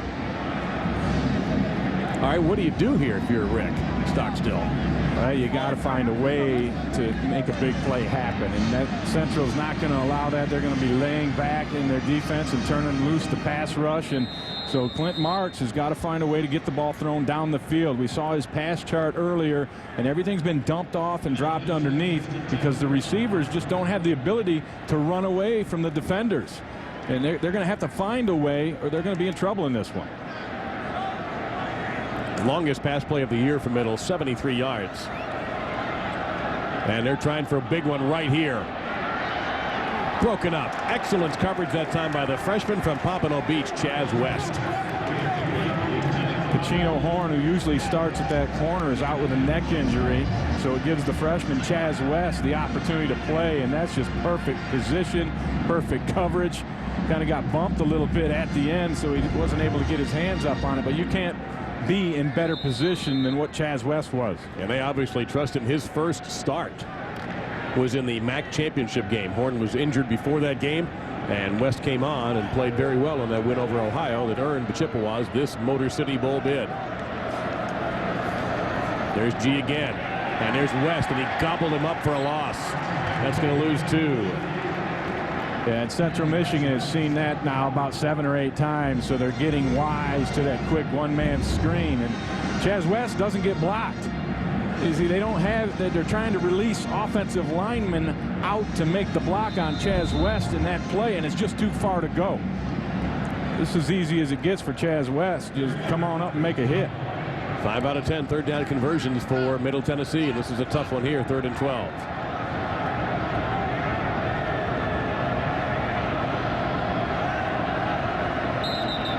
Now, false start. This one's going to come back. Yeah, Franklin Dunbar. Right. Yep. Dunbar went a little bit early, and the strength of that Middle Tennessee offensive line is at the tackles with Jamel Franklin and Franklin Dunbar. Prior to the snap, false start, 54, offense, 5-yard penalty, still 3rd down. Both of those guys, second team All Sun Belt Conference performers this year. Well, this is something that they didn't want to see. If they're Middle Tennessee coaches, like G.A. Mangus, the offensive coordinator, and Larry Kirksey, who's the backs coach, and Brent Brock, the tight ends coach, and that man, Rick Stockstill, the head coach. Not what he wanted. Under pressure again, Ogle. Nope, that's Bazine. They switched him around there, Ray. That's Ogle's side normally, and Bazine came in from the other side to record the sack. Yeah, they'll flop Bazine around a little bit. He'll play, they call him that buck position. He'll play the wide side to the field to give him a little more room, and you're going to see him right up here, and it's again just another speed rush around the edge for Dan Bazine. And he's working on Mark Thompson right there, a backup, and Thompson just didn't have a chance. Bazine blew past him. 2 sacks, a batted pass, and 4 hits on the quarterback so far for Dan Bazine. How about that? Well, Colby Smith is almost in Mount Pleasant. He's so far in the end zone. And Pitts on the return, and he won't get very far with it at all, but outstanding field position for the Chippewas. -3 on the return. I could safely say the Blue Raiders are in a crisis mode right now. Their defense has got to come up with a stop or a turnover. The Chippewas in charge in the 10th annual Motor City Bowl. We'll see if they can add to their lead when we return on ESPN. Pleasant are pretty thrilled with this game so far. A commanding 28-7 lead, and following the punt from the end zone, Chippewas in great field position at the Blue Raider 46, best starting field position so far. And they'll pick up 4 more. Well, we've seen some incredible talent for Central Michigan tonight, but the greatest Chippewa of them all. Oh, yeah.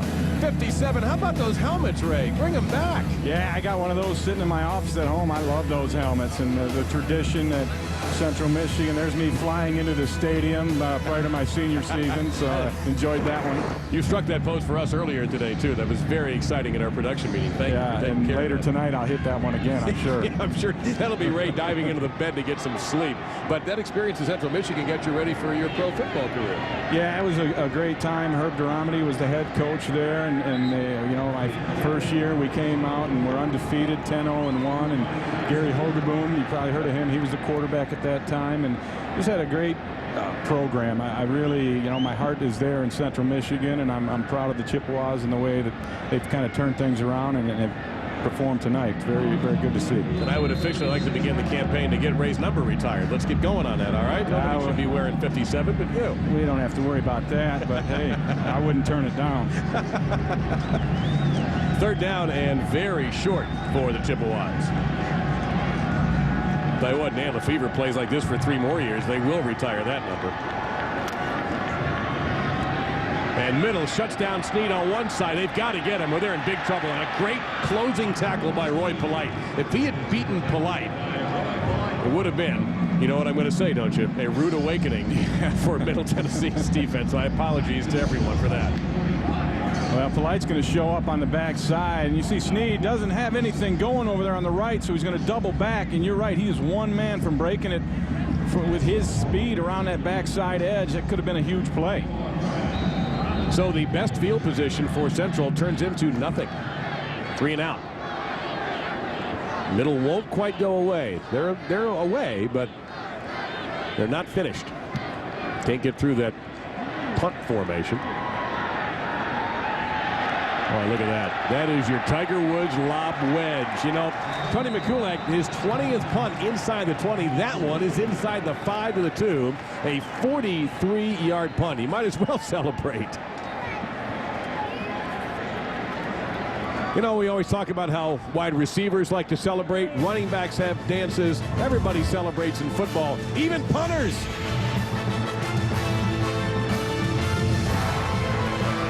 Amazing, my first time here, and how big this stadium is. Former Super Bowl home, and of course the home of the Motor City Bowl. And Middle Tennessee has made a change at quarterback. The senior Clint Marks is out of the game. The redshirt sophomore Joe Craddock. Hi, Joe. Welcome to the game. You can start 98 yards from the goal line. I think it's going to be 99 now. A little false start, new quarterback in, different cadence, and somebody jumped. Now, we've seen games that you and I have done where, okay, we're going to bring the backup quarterback in for a series or 2 just to get him some work. You think that's the case here? Well, I think the work is for the future, obviously. You know, Clint Marks, a 5th-year senior. This is his last ball game in the Blue Raider uniform. But, you know, the other angle on it is Craddock is known as a playmaker, and he's got a much stronger arm. And in the situation they're in, they have to try anything to get this thing going, and so they've gone to Craddock. Well, Vince Welch tells us during the break that Marks is not injured. He's checked with the MTSU training staff, so this was not anything to do with that. And remember, he did take a big hit from Dan Bazine. He's taken several big hits from Dan Bazine and from Ogle also, so it's not an injury situation. This is Clint Marks' last game in this uniform. I mean, this in some ways for him was an awful way to go out. Yeah, it's sad, but you can't take away from what Clint Marks was able to accomplish. You know, going into this year, nobody expected Middle Tennessee to do anything. They were picked to finish 6th in the preseason poll in the Sun Belt Conference, and for them to come out and share a championship, that was just an amazing turnaround, and a lot of that goes to Clint Marks and the job that he was able to do throughout the season. Yeah, Lathon Williams making that stop there. Middle now maybe punting out of their own end zone again. They face 3rd down and about 8. And you see what Clint Marks faced while he was there. 8 hits, couple of sacks, had 1 pass knocked down. It was not easy for Clint Marks. The central front 7, you told me today you think that's a Big Ten caliber group. Yeah, I really do, and they showed it here tonight. And, you know, Clint Marks, he needed a little more help. He's been battered and knocked around, and you see the trainer looking at him a little bit now. He's covering up one of the eyes, and they're kind of taking care of him down there, but it might be a little bit to injury, although Vince did say he was fine. Craddock's first pass is caught by Bobby Williams, but not much there. Jonathan Lapsley. So perhaps the initial where maybe the trainers were confused. We can see for ourselves what's going on with Clint Marks. Joe Craddock didn't play for a couple of years. Was a redshirt in 04, got hurt in 05, but didn't play at all until this year. He'd only thrown 11 passes. That was just the 12th pass he's tried this season. So Colby Smith punting again from his end zone. And Pitts right around midfield. But good pressure, and there's going to be a flag down. Contact on the punter. Pitts will make the fair catch. Now let's see just how serious this one is. It'll be a first down either way, because even if it's running into the kicker, 4th and 3, it's going to be 5 yards. So Craddock will get another shot. It looks like the preliminary signal is personal foul. Left side of your screen, you're going to see a Chippewa come in late and run right through the legs. So it'll probably be the 5-yard variety. No, it's going to be 15. That is Darren Martin who got him. Referee's mic not working, but it's obvious by the reaction of the largely pro-Chippewa crowd here in Detroit that they're not pleased, and neither is Jeff Quinn. We were speaking with Ken Hoffman, who is in charge of the Motor City Bowl, and he was so happy to finally have a Michigan team in the Motor City Bowl in the 10th year. It took him 10 years, but he said they sold over 15,000 tickets in Mount Pleasant alone, and the CMU faithful have come out in numbers here today to represent and cheer on their team. And boo the officials, as is their right after that call. But it was clear there was contact made. Colby Smith, as all good punters will do, may have added a little bit to the injury there. Yeah, I thought it was a 5-yard variety, but they threw to 15. Now they'll try again with a run game. And we've talked about maybe they're not running the ball enough. When they do, they're not getting a whole lot done with it, as there's Red Keith with another tackle.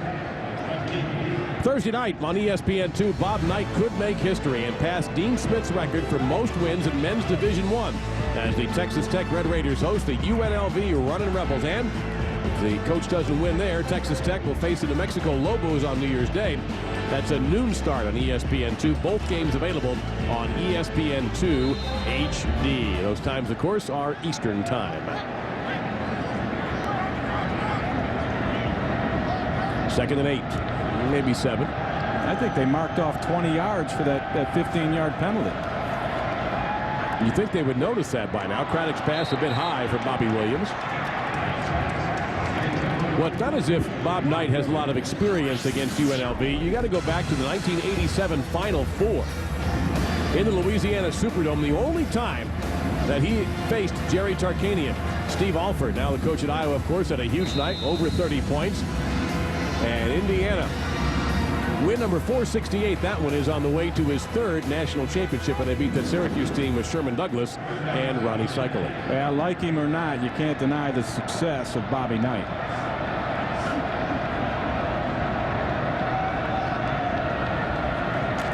So Craddock, his second series, he does gun it. Pass is tipped, however, and tell you what, Mike Ogle everywhere tonight. Mike Ogle has been fantastic. And Mike Ogle dropped from his defensive end position, a little zone blitz, but there is a flag on the play. And I believe the officials have found CMU guilty. Let's see how many yards they mark off on this one. Maybe 5 less. Roughing the passer is the call. Looks like this is on Red Keith. Red, you see the linebacker blitzing late. Yeah, you can't hit him. You got to stop. It wasn't much of a hit, but you still have to stop. You just can't carry on like that, and that's a justifiable call. So 2 penalties helping Middle Tennessee keep this drive alive. Well, they need to move more quickly, though. It's just they look a little sluggish in getting. Of course, you have a new quarterback in there. I think that's part of it. Yeah, that's just, it's not necessarily fair to Joe Craddock to be, hey, Joe, go in there and win us a game. You're down 3 touchdowns.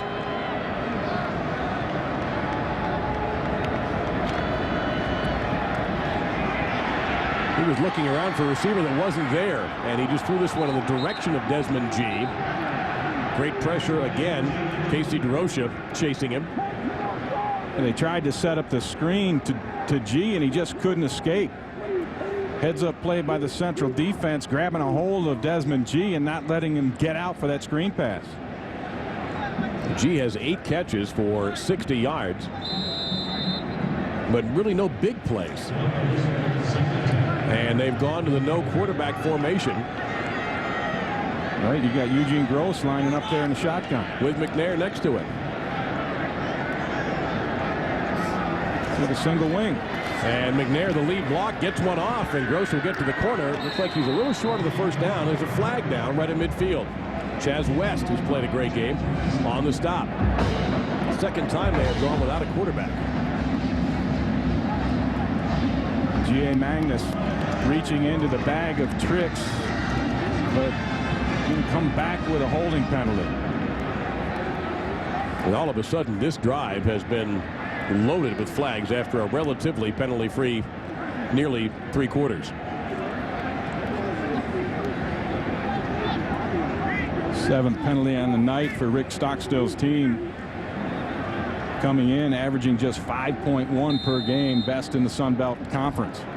Well, one thing is successful for Middle Tennessee. If they're going to win, they're going to have to run the ball well. Their last 6 games, they averaged about 159 yards on the ground, only 50 tonight in 24 attempts. Now, sacks do count in that against your rush yards. Craddock, they'll get it to G. That's what they want. Didn't get far, though. Curtis Cuts, strong safety, the redshirt junior from Ford City, Pennsylvania, and there is another flag down. Well, it was a pretty clean game up until this series, and now they're just falling out of the skies. Gerald Wright and his crew from the Mountain West.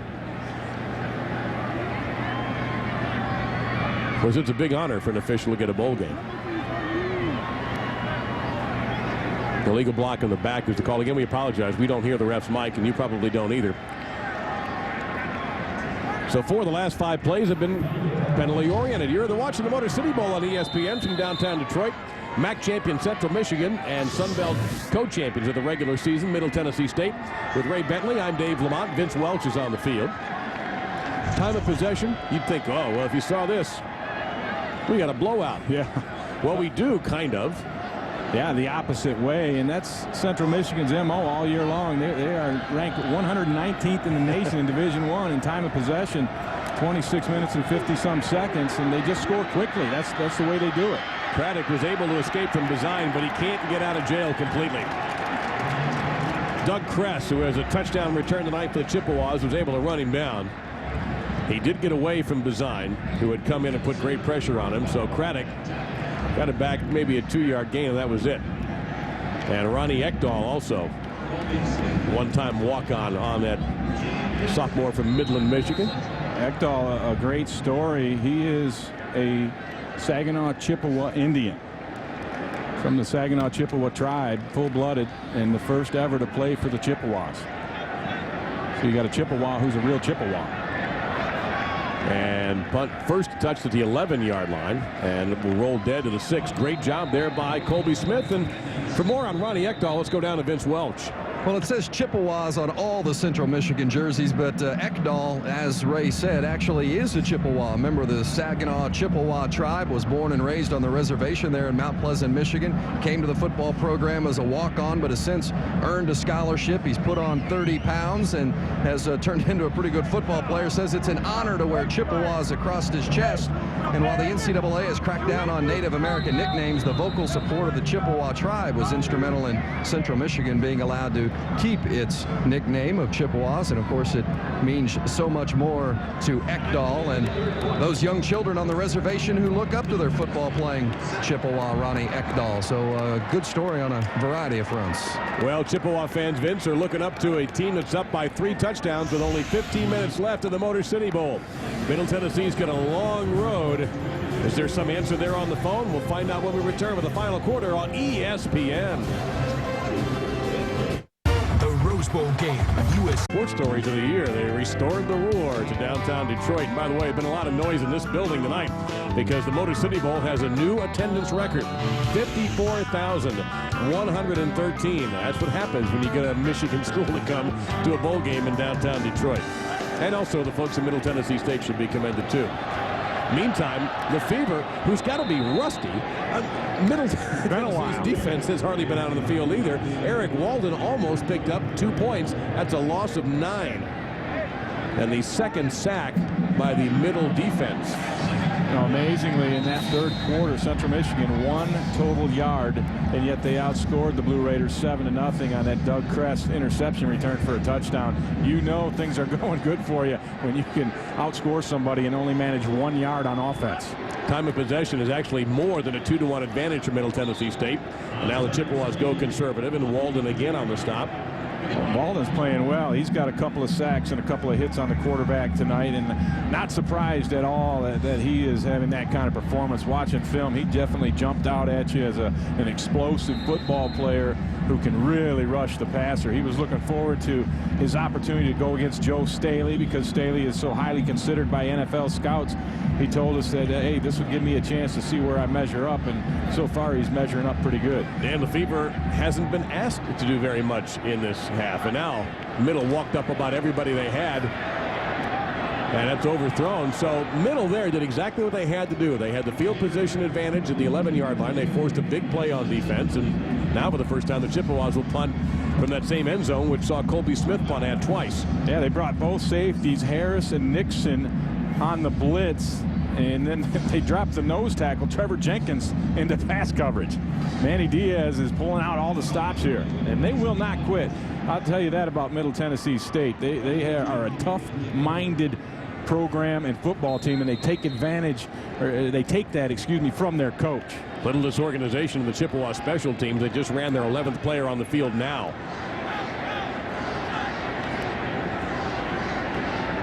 They go for the block. It's pretty hard to get through that, and boy, McCulloch took out the driver on this one. Got a little work to G. They give it to G on the punt return, on the cutback. Gets a big block. And the tackle finally made inside the 15-yard line by McCulloch.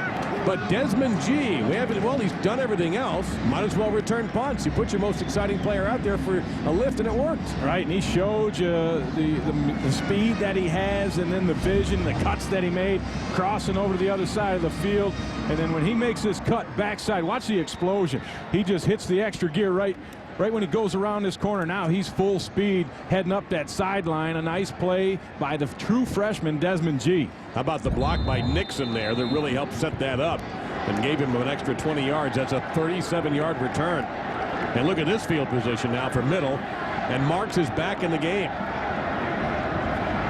And I like that they did that. I think, a fifth-year senior, he's your guy getting back in there. Obviously, we saw the trainers testing him for a concussion. He cleared that, so getting back in the ball game. Boy, Red Keith with another tackle for the Chippewas. It seems like it's either Keith, Bazine, Ogle, or Crest today.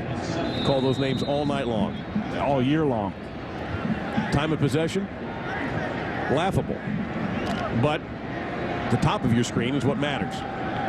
Yeah, it does. You look at the entire stat sheet, and if you were just looking at that and not a scoreboard, you'd think that Middle Tennessee would be in control of this football game. Yeah, Central has outgained them 268 to 236, but that's really about the only advantage they have. A little shovel to McNair, and he'll get the first down, I think, unless they messed up the spot.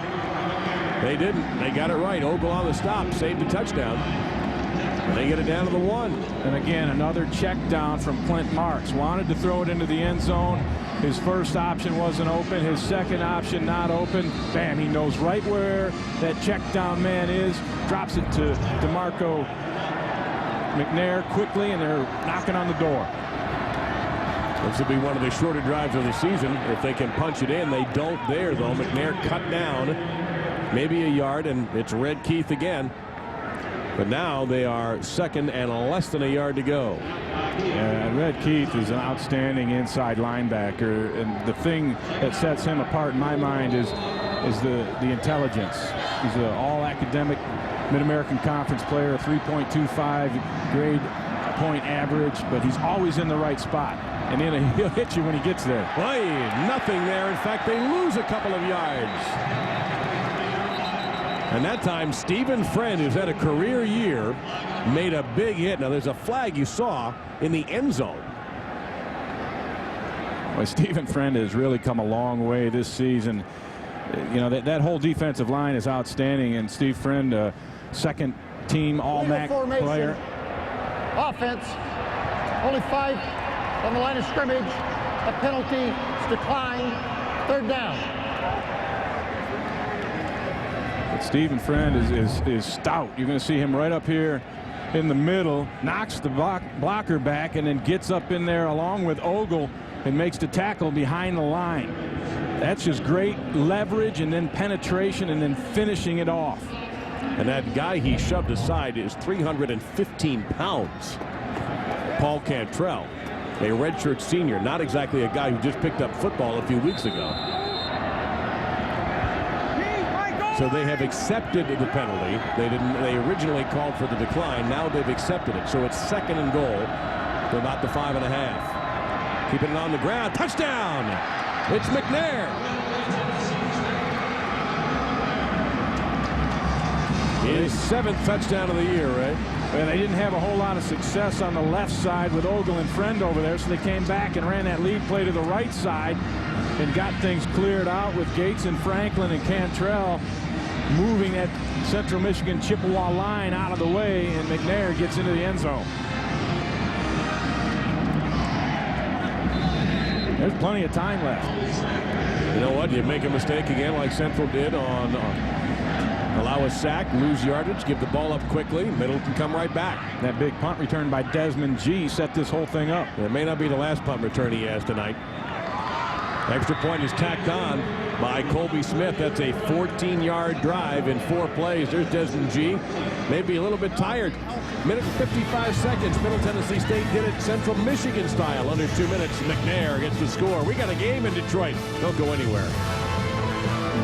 In downtown Detroit has closed. The Kronk Gym opened up in 1970. 50 amateur champions, 30 world champions, 3 gold medalists.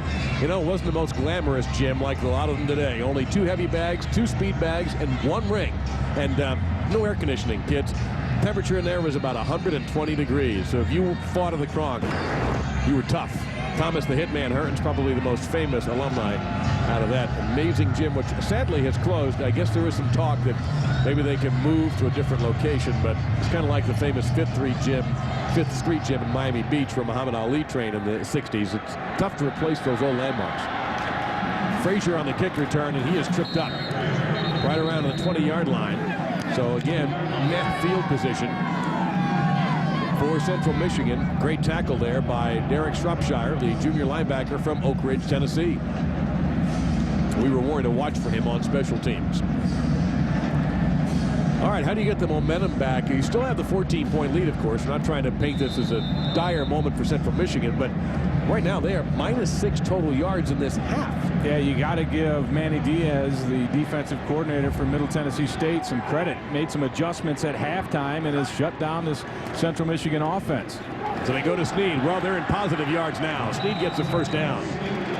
Damon Nixon made the stop, but Snead got into the secondary, picked up a dozen. That's a zone play that Jeff Quinn, you know, he was the offensive line coach, still is the offensive line coach, and he is a master at coaching up that particular scheme. The whole line will step together and kind of function as one and clean things out, and Snead had a huge hole on that one. So it's Snead in motion, and Lefevre on a planned run, and this has worked very well. Tackle made by Tavares Jones, the all Sun Belt defensive end.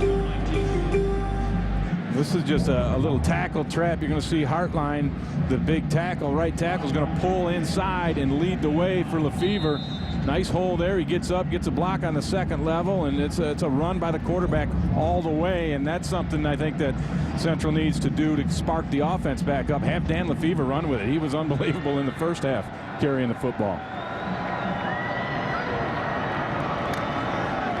This time a shovel pass to Snead, sniffed out, wiped out by Roy Polite. That might lose a yard. Well, here is today's Game Track, and it's brought to you by New York Life and starring Dan Lefevre. Well, I talked about Lefevre in the first half, his ability to run the football. This one takes it outside, gets in there for the touchdown, and then the scoring in the second half right here by the Chippewas. Doug Kress with the interception all the way for the touchdown with the pressure by Bazine. And then Des G, the true freshman, takes this punt back, and it sets up that last Middle Tennessee State touchdown. Gave him great field position to pull within the 14. Big chance again for the Blue Raiders. That pass floated out to Snead. Breaks one tackle, flag down, broke several tackles, and got it right to the marker. Bradley Robinson finally got a helmet in his chest and drove him out of bounds. Let's see what the flag is. It's near the quarterback. And it's going to go against Middle Tennessee. Well, they had the 3rd and long they needed, and not only could they not stop the play, they commit a penalty.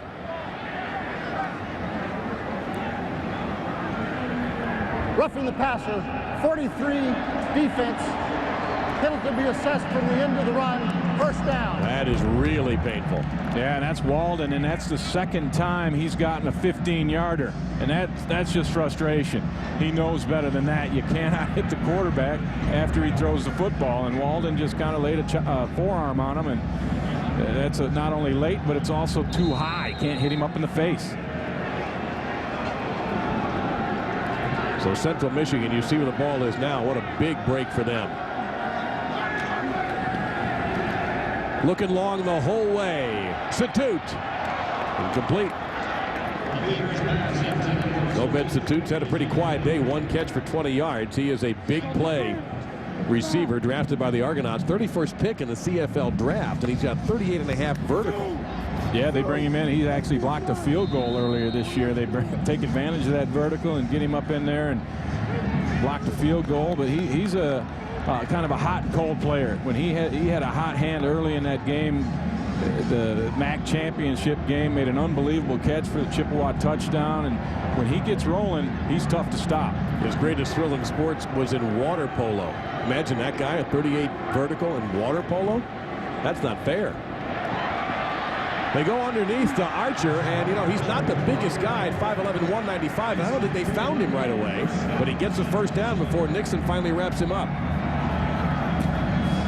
I'll tell you what's starting to happen is the Central Michigan offensive line is wearing down the Blue Raiders. Here's Joe Staley getting the block on Tavares Jones, pushing him outside, grabbed that shoulder a little bit. No harm, no foul, I guess, on that one. But the Central Michigan offensive line, look at this in terms of the size. They are 6'3", 292 compared to the 6'3", 257. And over the course of a ball game, you can wear people down. And I think that's what Central's starting to do. Looking left all the way again for Satut, and no chance. That play, I think he was out of bounds had he even hung on to that ball. It was defensed by Dana Stewart. Well, Middle Tennessee, though, went smaller on purpose, Ray. Last year they had a couple of big guys in the middle of the defensive tackle position. Manny Diaz gets there from North Carolina State, and he wanted a smaller defense. Right. Well, he evaluated the personnel and didn't feel like he had, you know, the players that could sit and read and hold the point and you know, 2 gap guys. He said, you know what, we have to come downhill, get after you, and run to the football. So he went with that kind of a lineup, and it's been very successful for him. They fake to Snead. Lefevre on the draw. He got about 2 yards on the play before the interior defense from Middle Tennessee, led by Marcus Brandon, came in and took care of that play. So it sets up another 3rd down and long, but now at least Central Michigan is in field goal range for Albreski. Coach Quinn looking at his sheet down there to try and keep this drive going. That's the 2nd time they ran that tackle trap with Lefevre carrying the football. And by the way, people may be sitting at home going, how come they're not taking more time? This is what they do. They move quickly.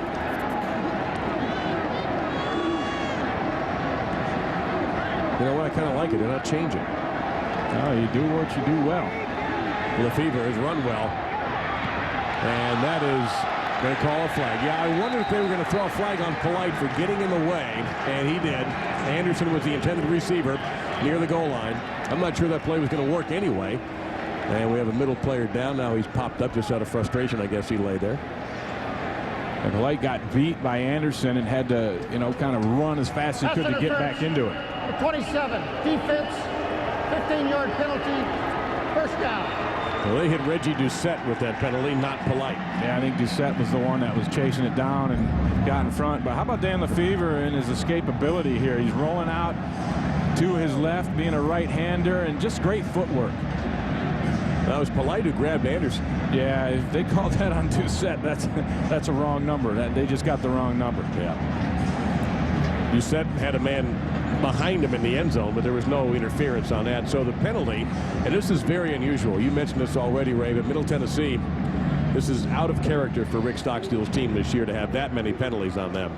Right. They just had 2 penalties in their last game, that heartbreaking loss to Troy, and to come out and have 10 flags thrown on them tonight, I know that's probably, of all the things Coach Stockstill is going to be disappointed about, that'll be top on his list.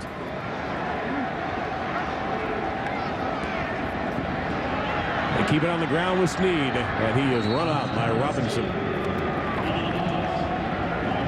Robinson's had kind of a quiet night, but I think he's their top defender in the defensive backfield. He's done a real nice job. They put him outside on Damian Linson, and Linson we have not heard a whole lot. He caught 1 ball early, and since then Robinson has thrown a blanket over him. Well, when we talked with Damon Nixon the other day, in fact, it was just yesterday, he mentioned he thought that Linson was the best receiver Central Michigan had. He said, yeah, I think Anderson's pretty good. He's got the catches, but number 3 is the guy we got to stop, and they have done that.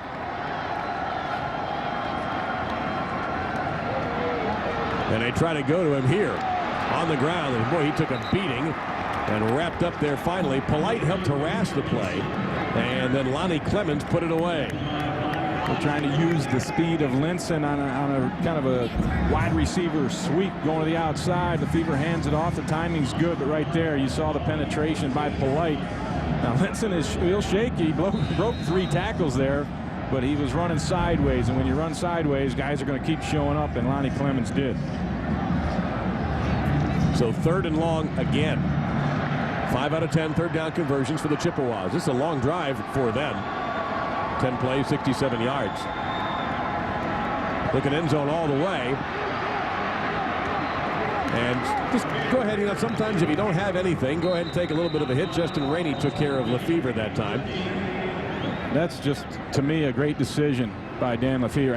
It's a yard loss, and you think it's a bad play, but that's a great decision because there's nowhere to throw the football, and Lefevre doesn't try and force it, and he eats the rock. There's a flag down, and Lefevre is a little slow right at the moment. Illegal formation. 74 is illegally lined up in the backfield. The penalty is declined. 4th down. So most likely we'll see Rick Albreski to try to add a field goal and pad that lead to 31-14.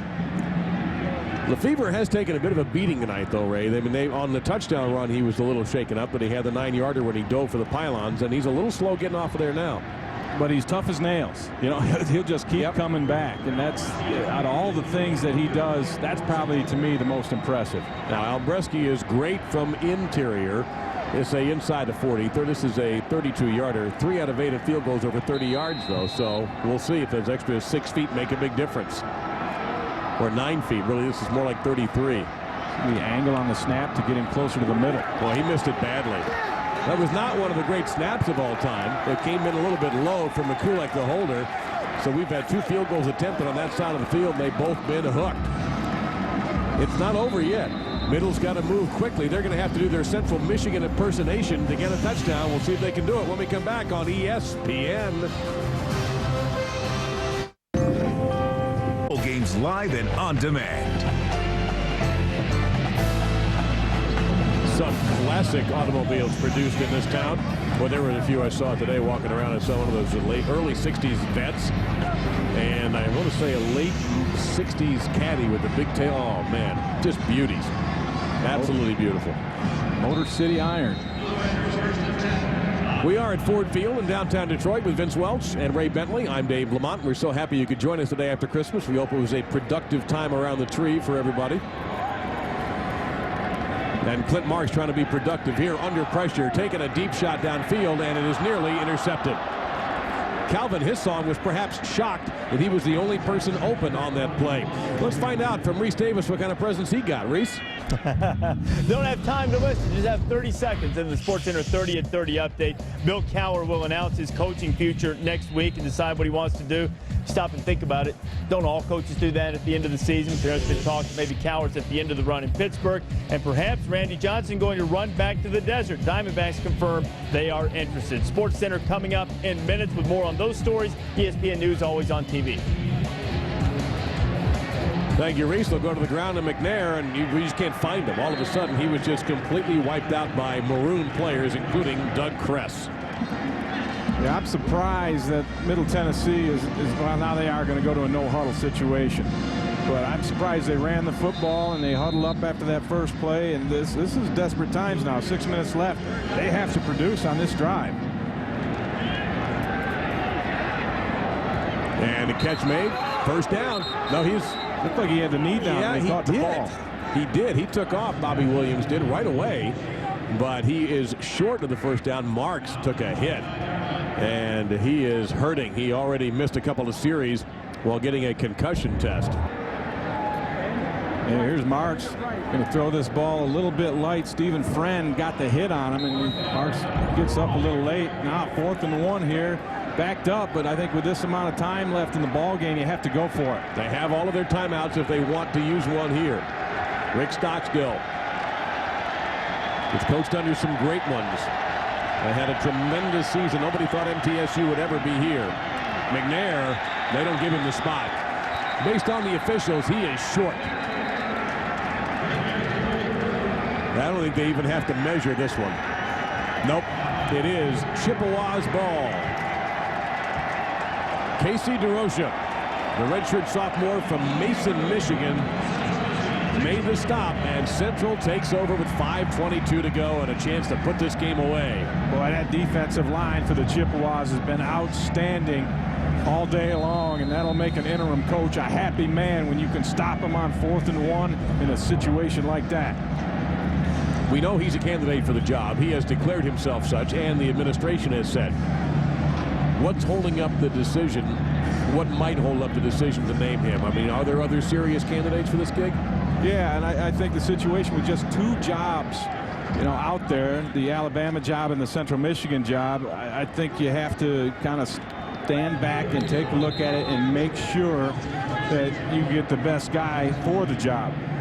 And I think that the Quinner, as he likes to refer to himself, yes. Jeff Quinn, has showed well for himself. The other advantage that he has is he's been there for 11 months. Now, Dave Hickey is the athletic director at Central Michigan, and so he's been able to observe Quinn not only for that's 11 months that he's been there, but also for the last couple of weeks. So I think that's going to give Coach Quinn an inside track on that, but I still think they have to go and look and make sure that that's the direction that they want to go. I think they would have to be concerned about what happened with Coach Brian Kelly. Now, here's somebody who came to Central Michigan, had success in just in a few years, and he flies the coop for a so-called bigger job at the University of Cincinnati in a bigger conference in the Big East. So that you got to be worried if you're Central that, you know, we got to get a guy who wants to be our guy. Right. You want to keep a guy that can be there and grow the program and be around for a long time. And I know that Jeff Quinn has expressed that that's what he wants to do. In fact, when he came to Mount Pleasant, he did not rent. He and his family, they bought a house up there, and that's where they want to stay. So I don't think that would be an issue in terms of Jeff Quinn and his prospects of getting this job. 3rd down. And Lefevre is going to go for the big knockout blow and just missed. That was a tough pass. Trying to hit Anderson. It brings up 4th down and 6. Tossed it into double coverage there. Well, Roy Kramer, Central Michigan head coach from 67 to 77. Nice record, 83, 32-2, 9 winning seasons, 2 bowls in 74. Won the Pioneer Bowl, beat Louisiana Tech, and the Camellia Bowl, the Division II National Championship.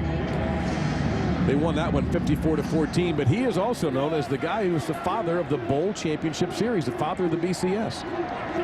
There's a 43-yard attempt by Albreski, who missed from 33. A better snap this time, and a better kick.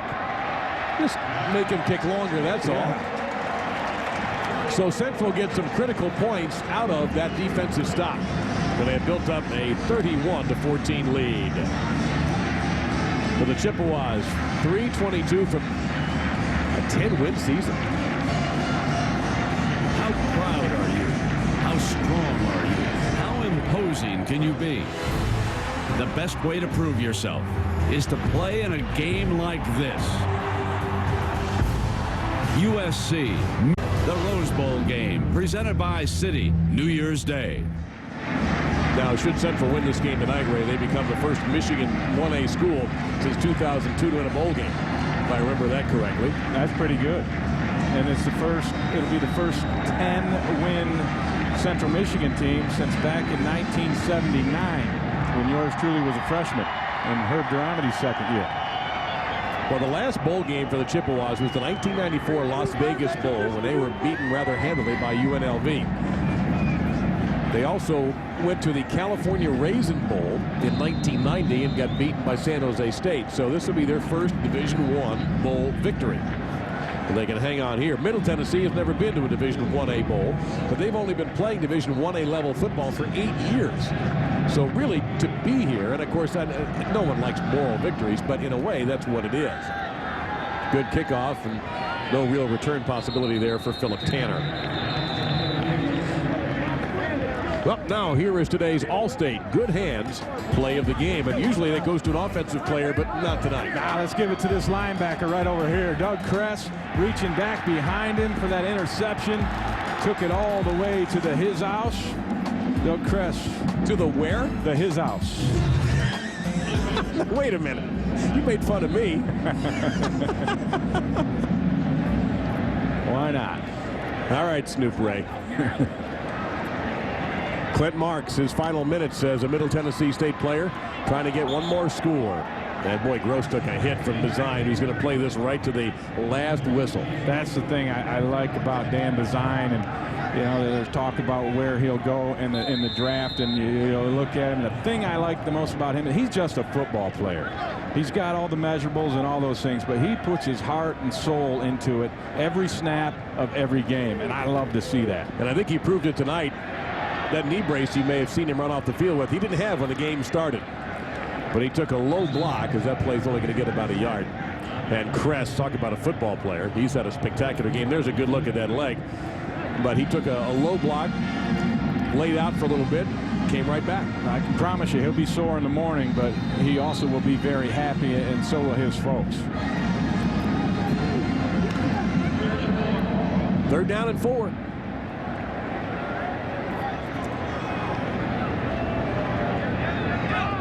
A big hit, and what a catch by Clinton Corder, who had to know that somebody was waiting for him, and that somebody was Curtis Cutts. That is a big hit. Cutts is more known as a run-type player, and you saw why, because he'll come up and hit you like that. But he's done a nice job. That entire Central Michigan secondary been pretty good today. Well, speaking of people who will be sore in the morning, Clint Marks is among them. You may have noticed he is limping. And that pass didn't have a lot of leg on it.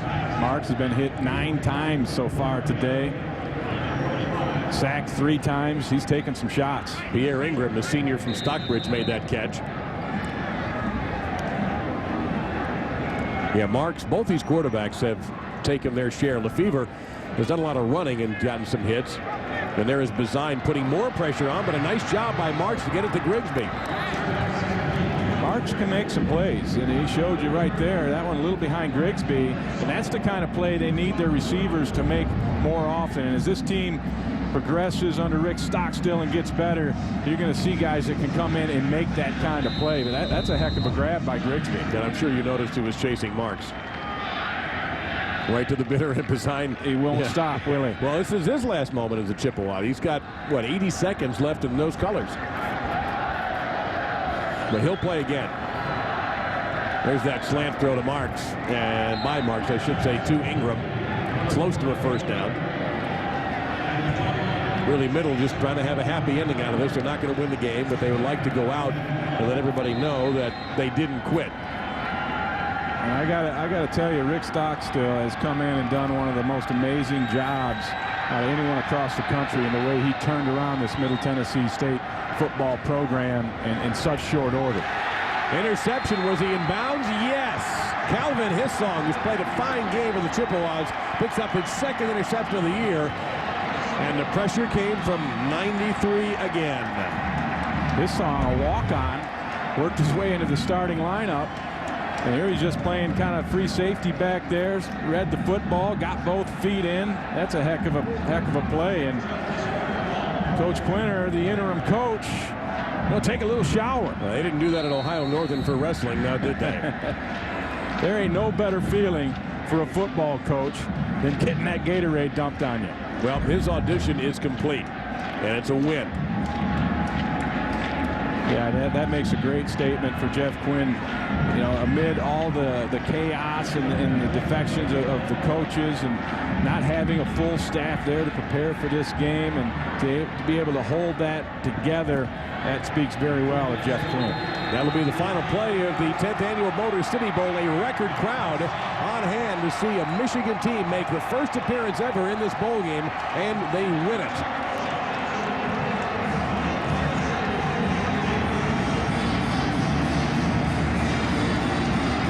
What did John Lennon once say? Thank you very much. I hope he passed the audition. He may have. But for Rick Stockstill, no disgrace. They got to a bowl game. They almost won the Sun Belt outright. They lost in the final 2 minutes really to Troy. And had they beaten Troy, they would have gone to New Orleans and represented the Sun Belt in that bowl. As it is, they were taken by the folks in the Motor City Bowl and put on a fine performance. Vince Welch is with the old Quinter. Vince? Well, Coach, congratulations. It's always nice to get that Gatorade bath, isn't it? Oh, it's a great feeling. I couldn't be more proud of our players, our coaching staff. You know, these kids have done so much under such adverse conditions. So, from my standpoint, I couldn't be more proud of the Chippewas, man. Over the last 23 days, have you done enough to show that you deserve to be the head coach at Central Michigan? Hey, the statement's been made. These guys have been tremendous all along, and our coaches, you know, everybody in Mount Pleasant, Central Michigan University, our faculty, this is for them. Congratulations, Coach. I want to bring in Dan Bazai now. This was the difference maker on defense, Dan. You wrapped up your career tonight. How does it feel to go out a winner at Central Michigan? Oh, it feels great. The thing that makes it great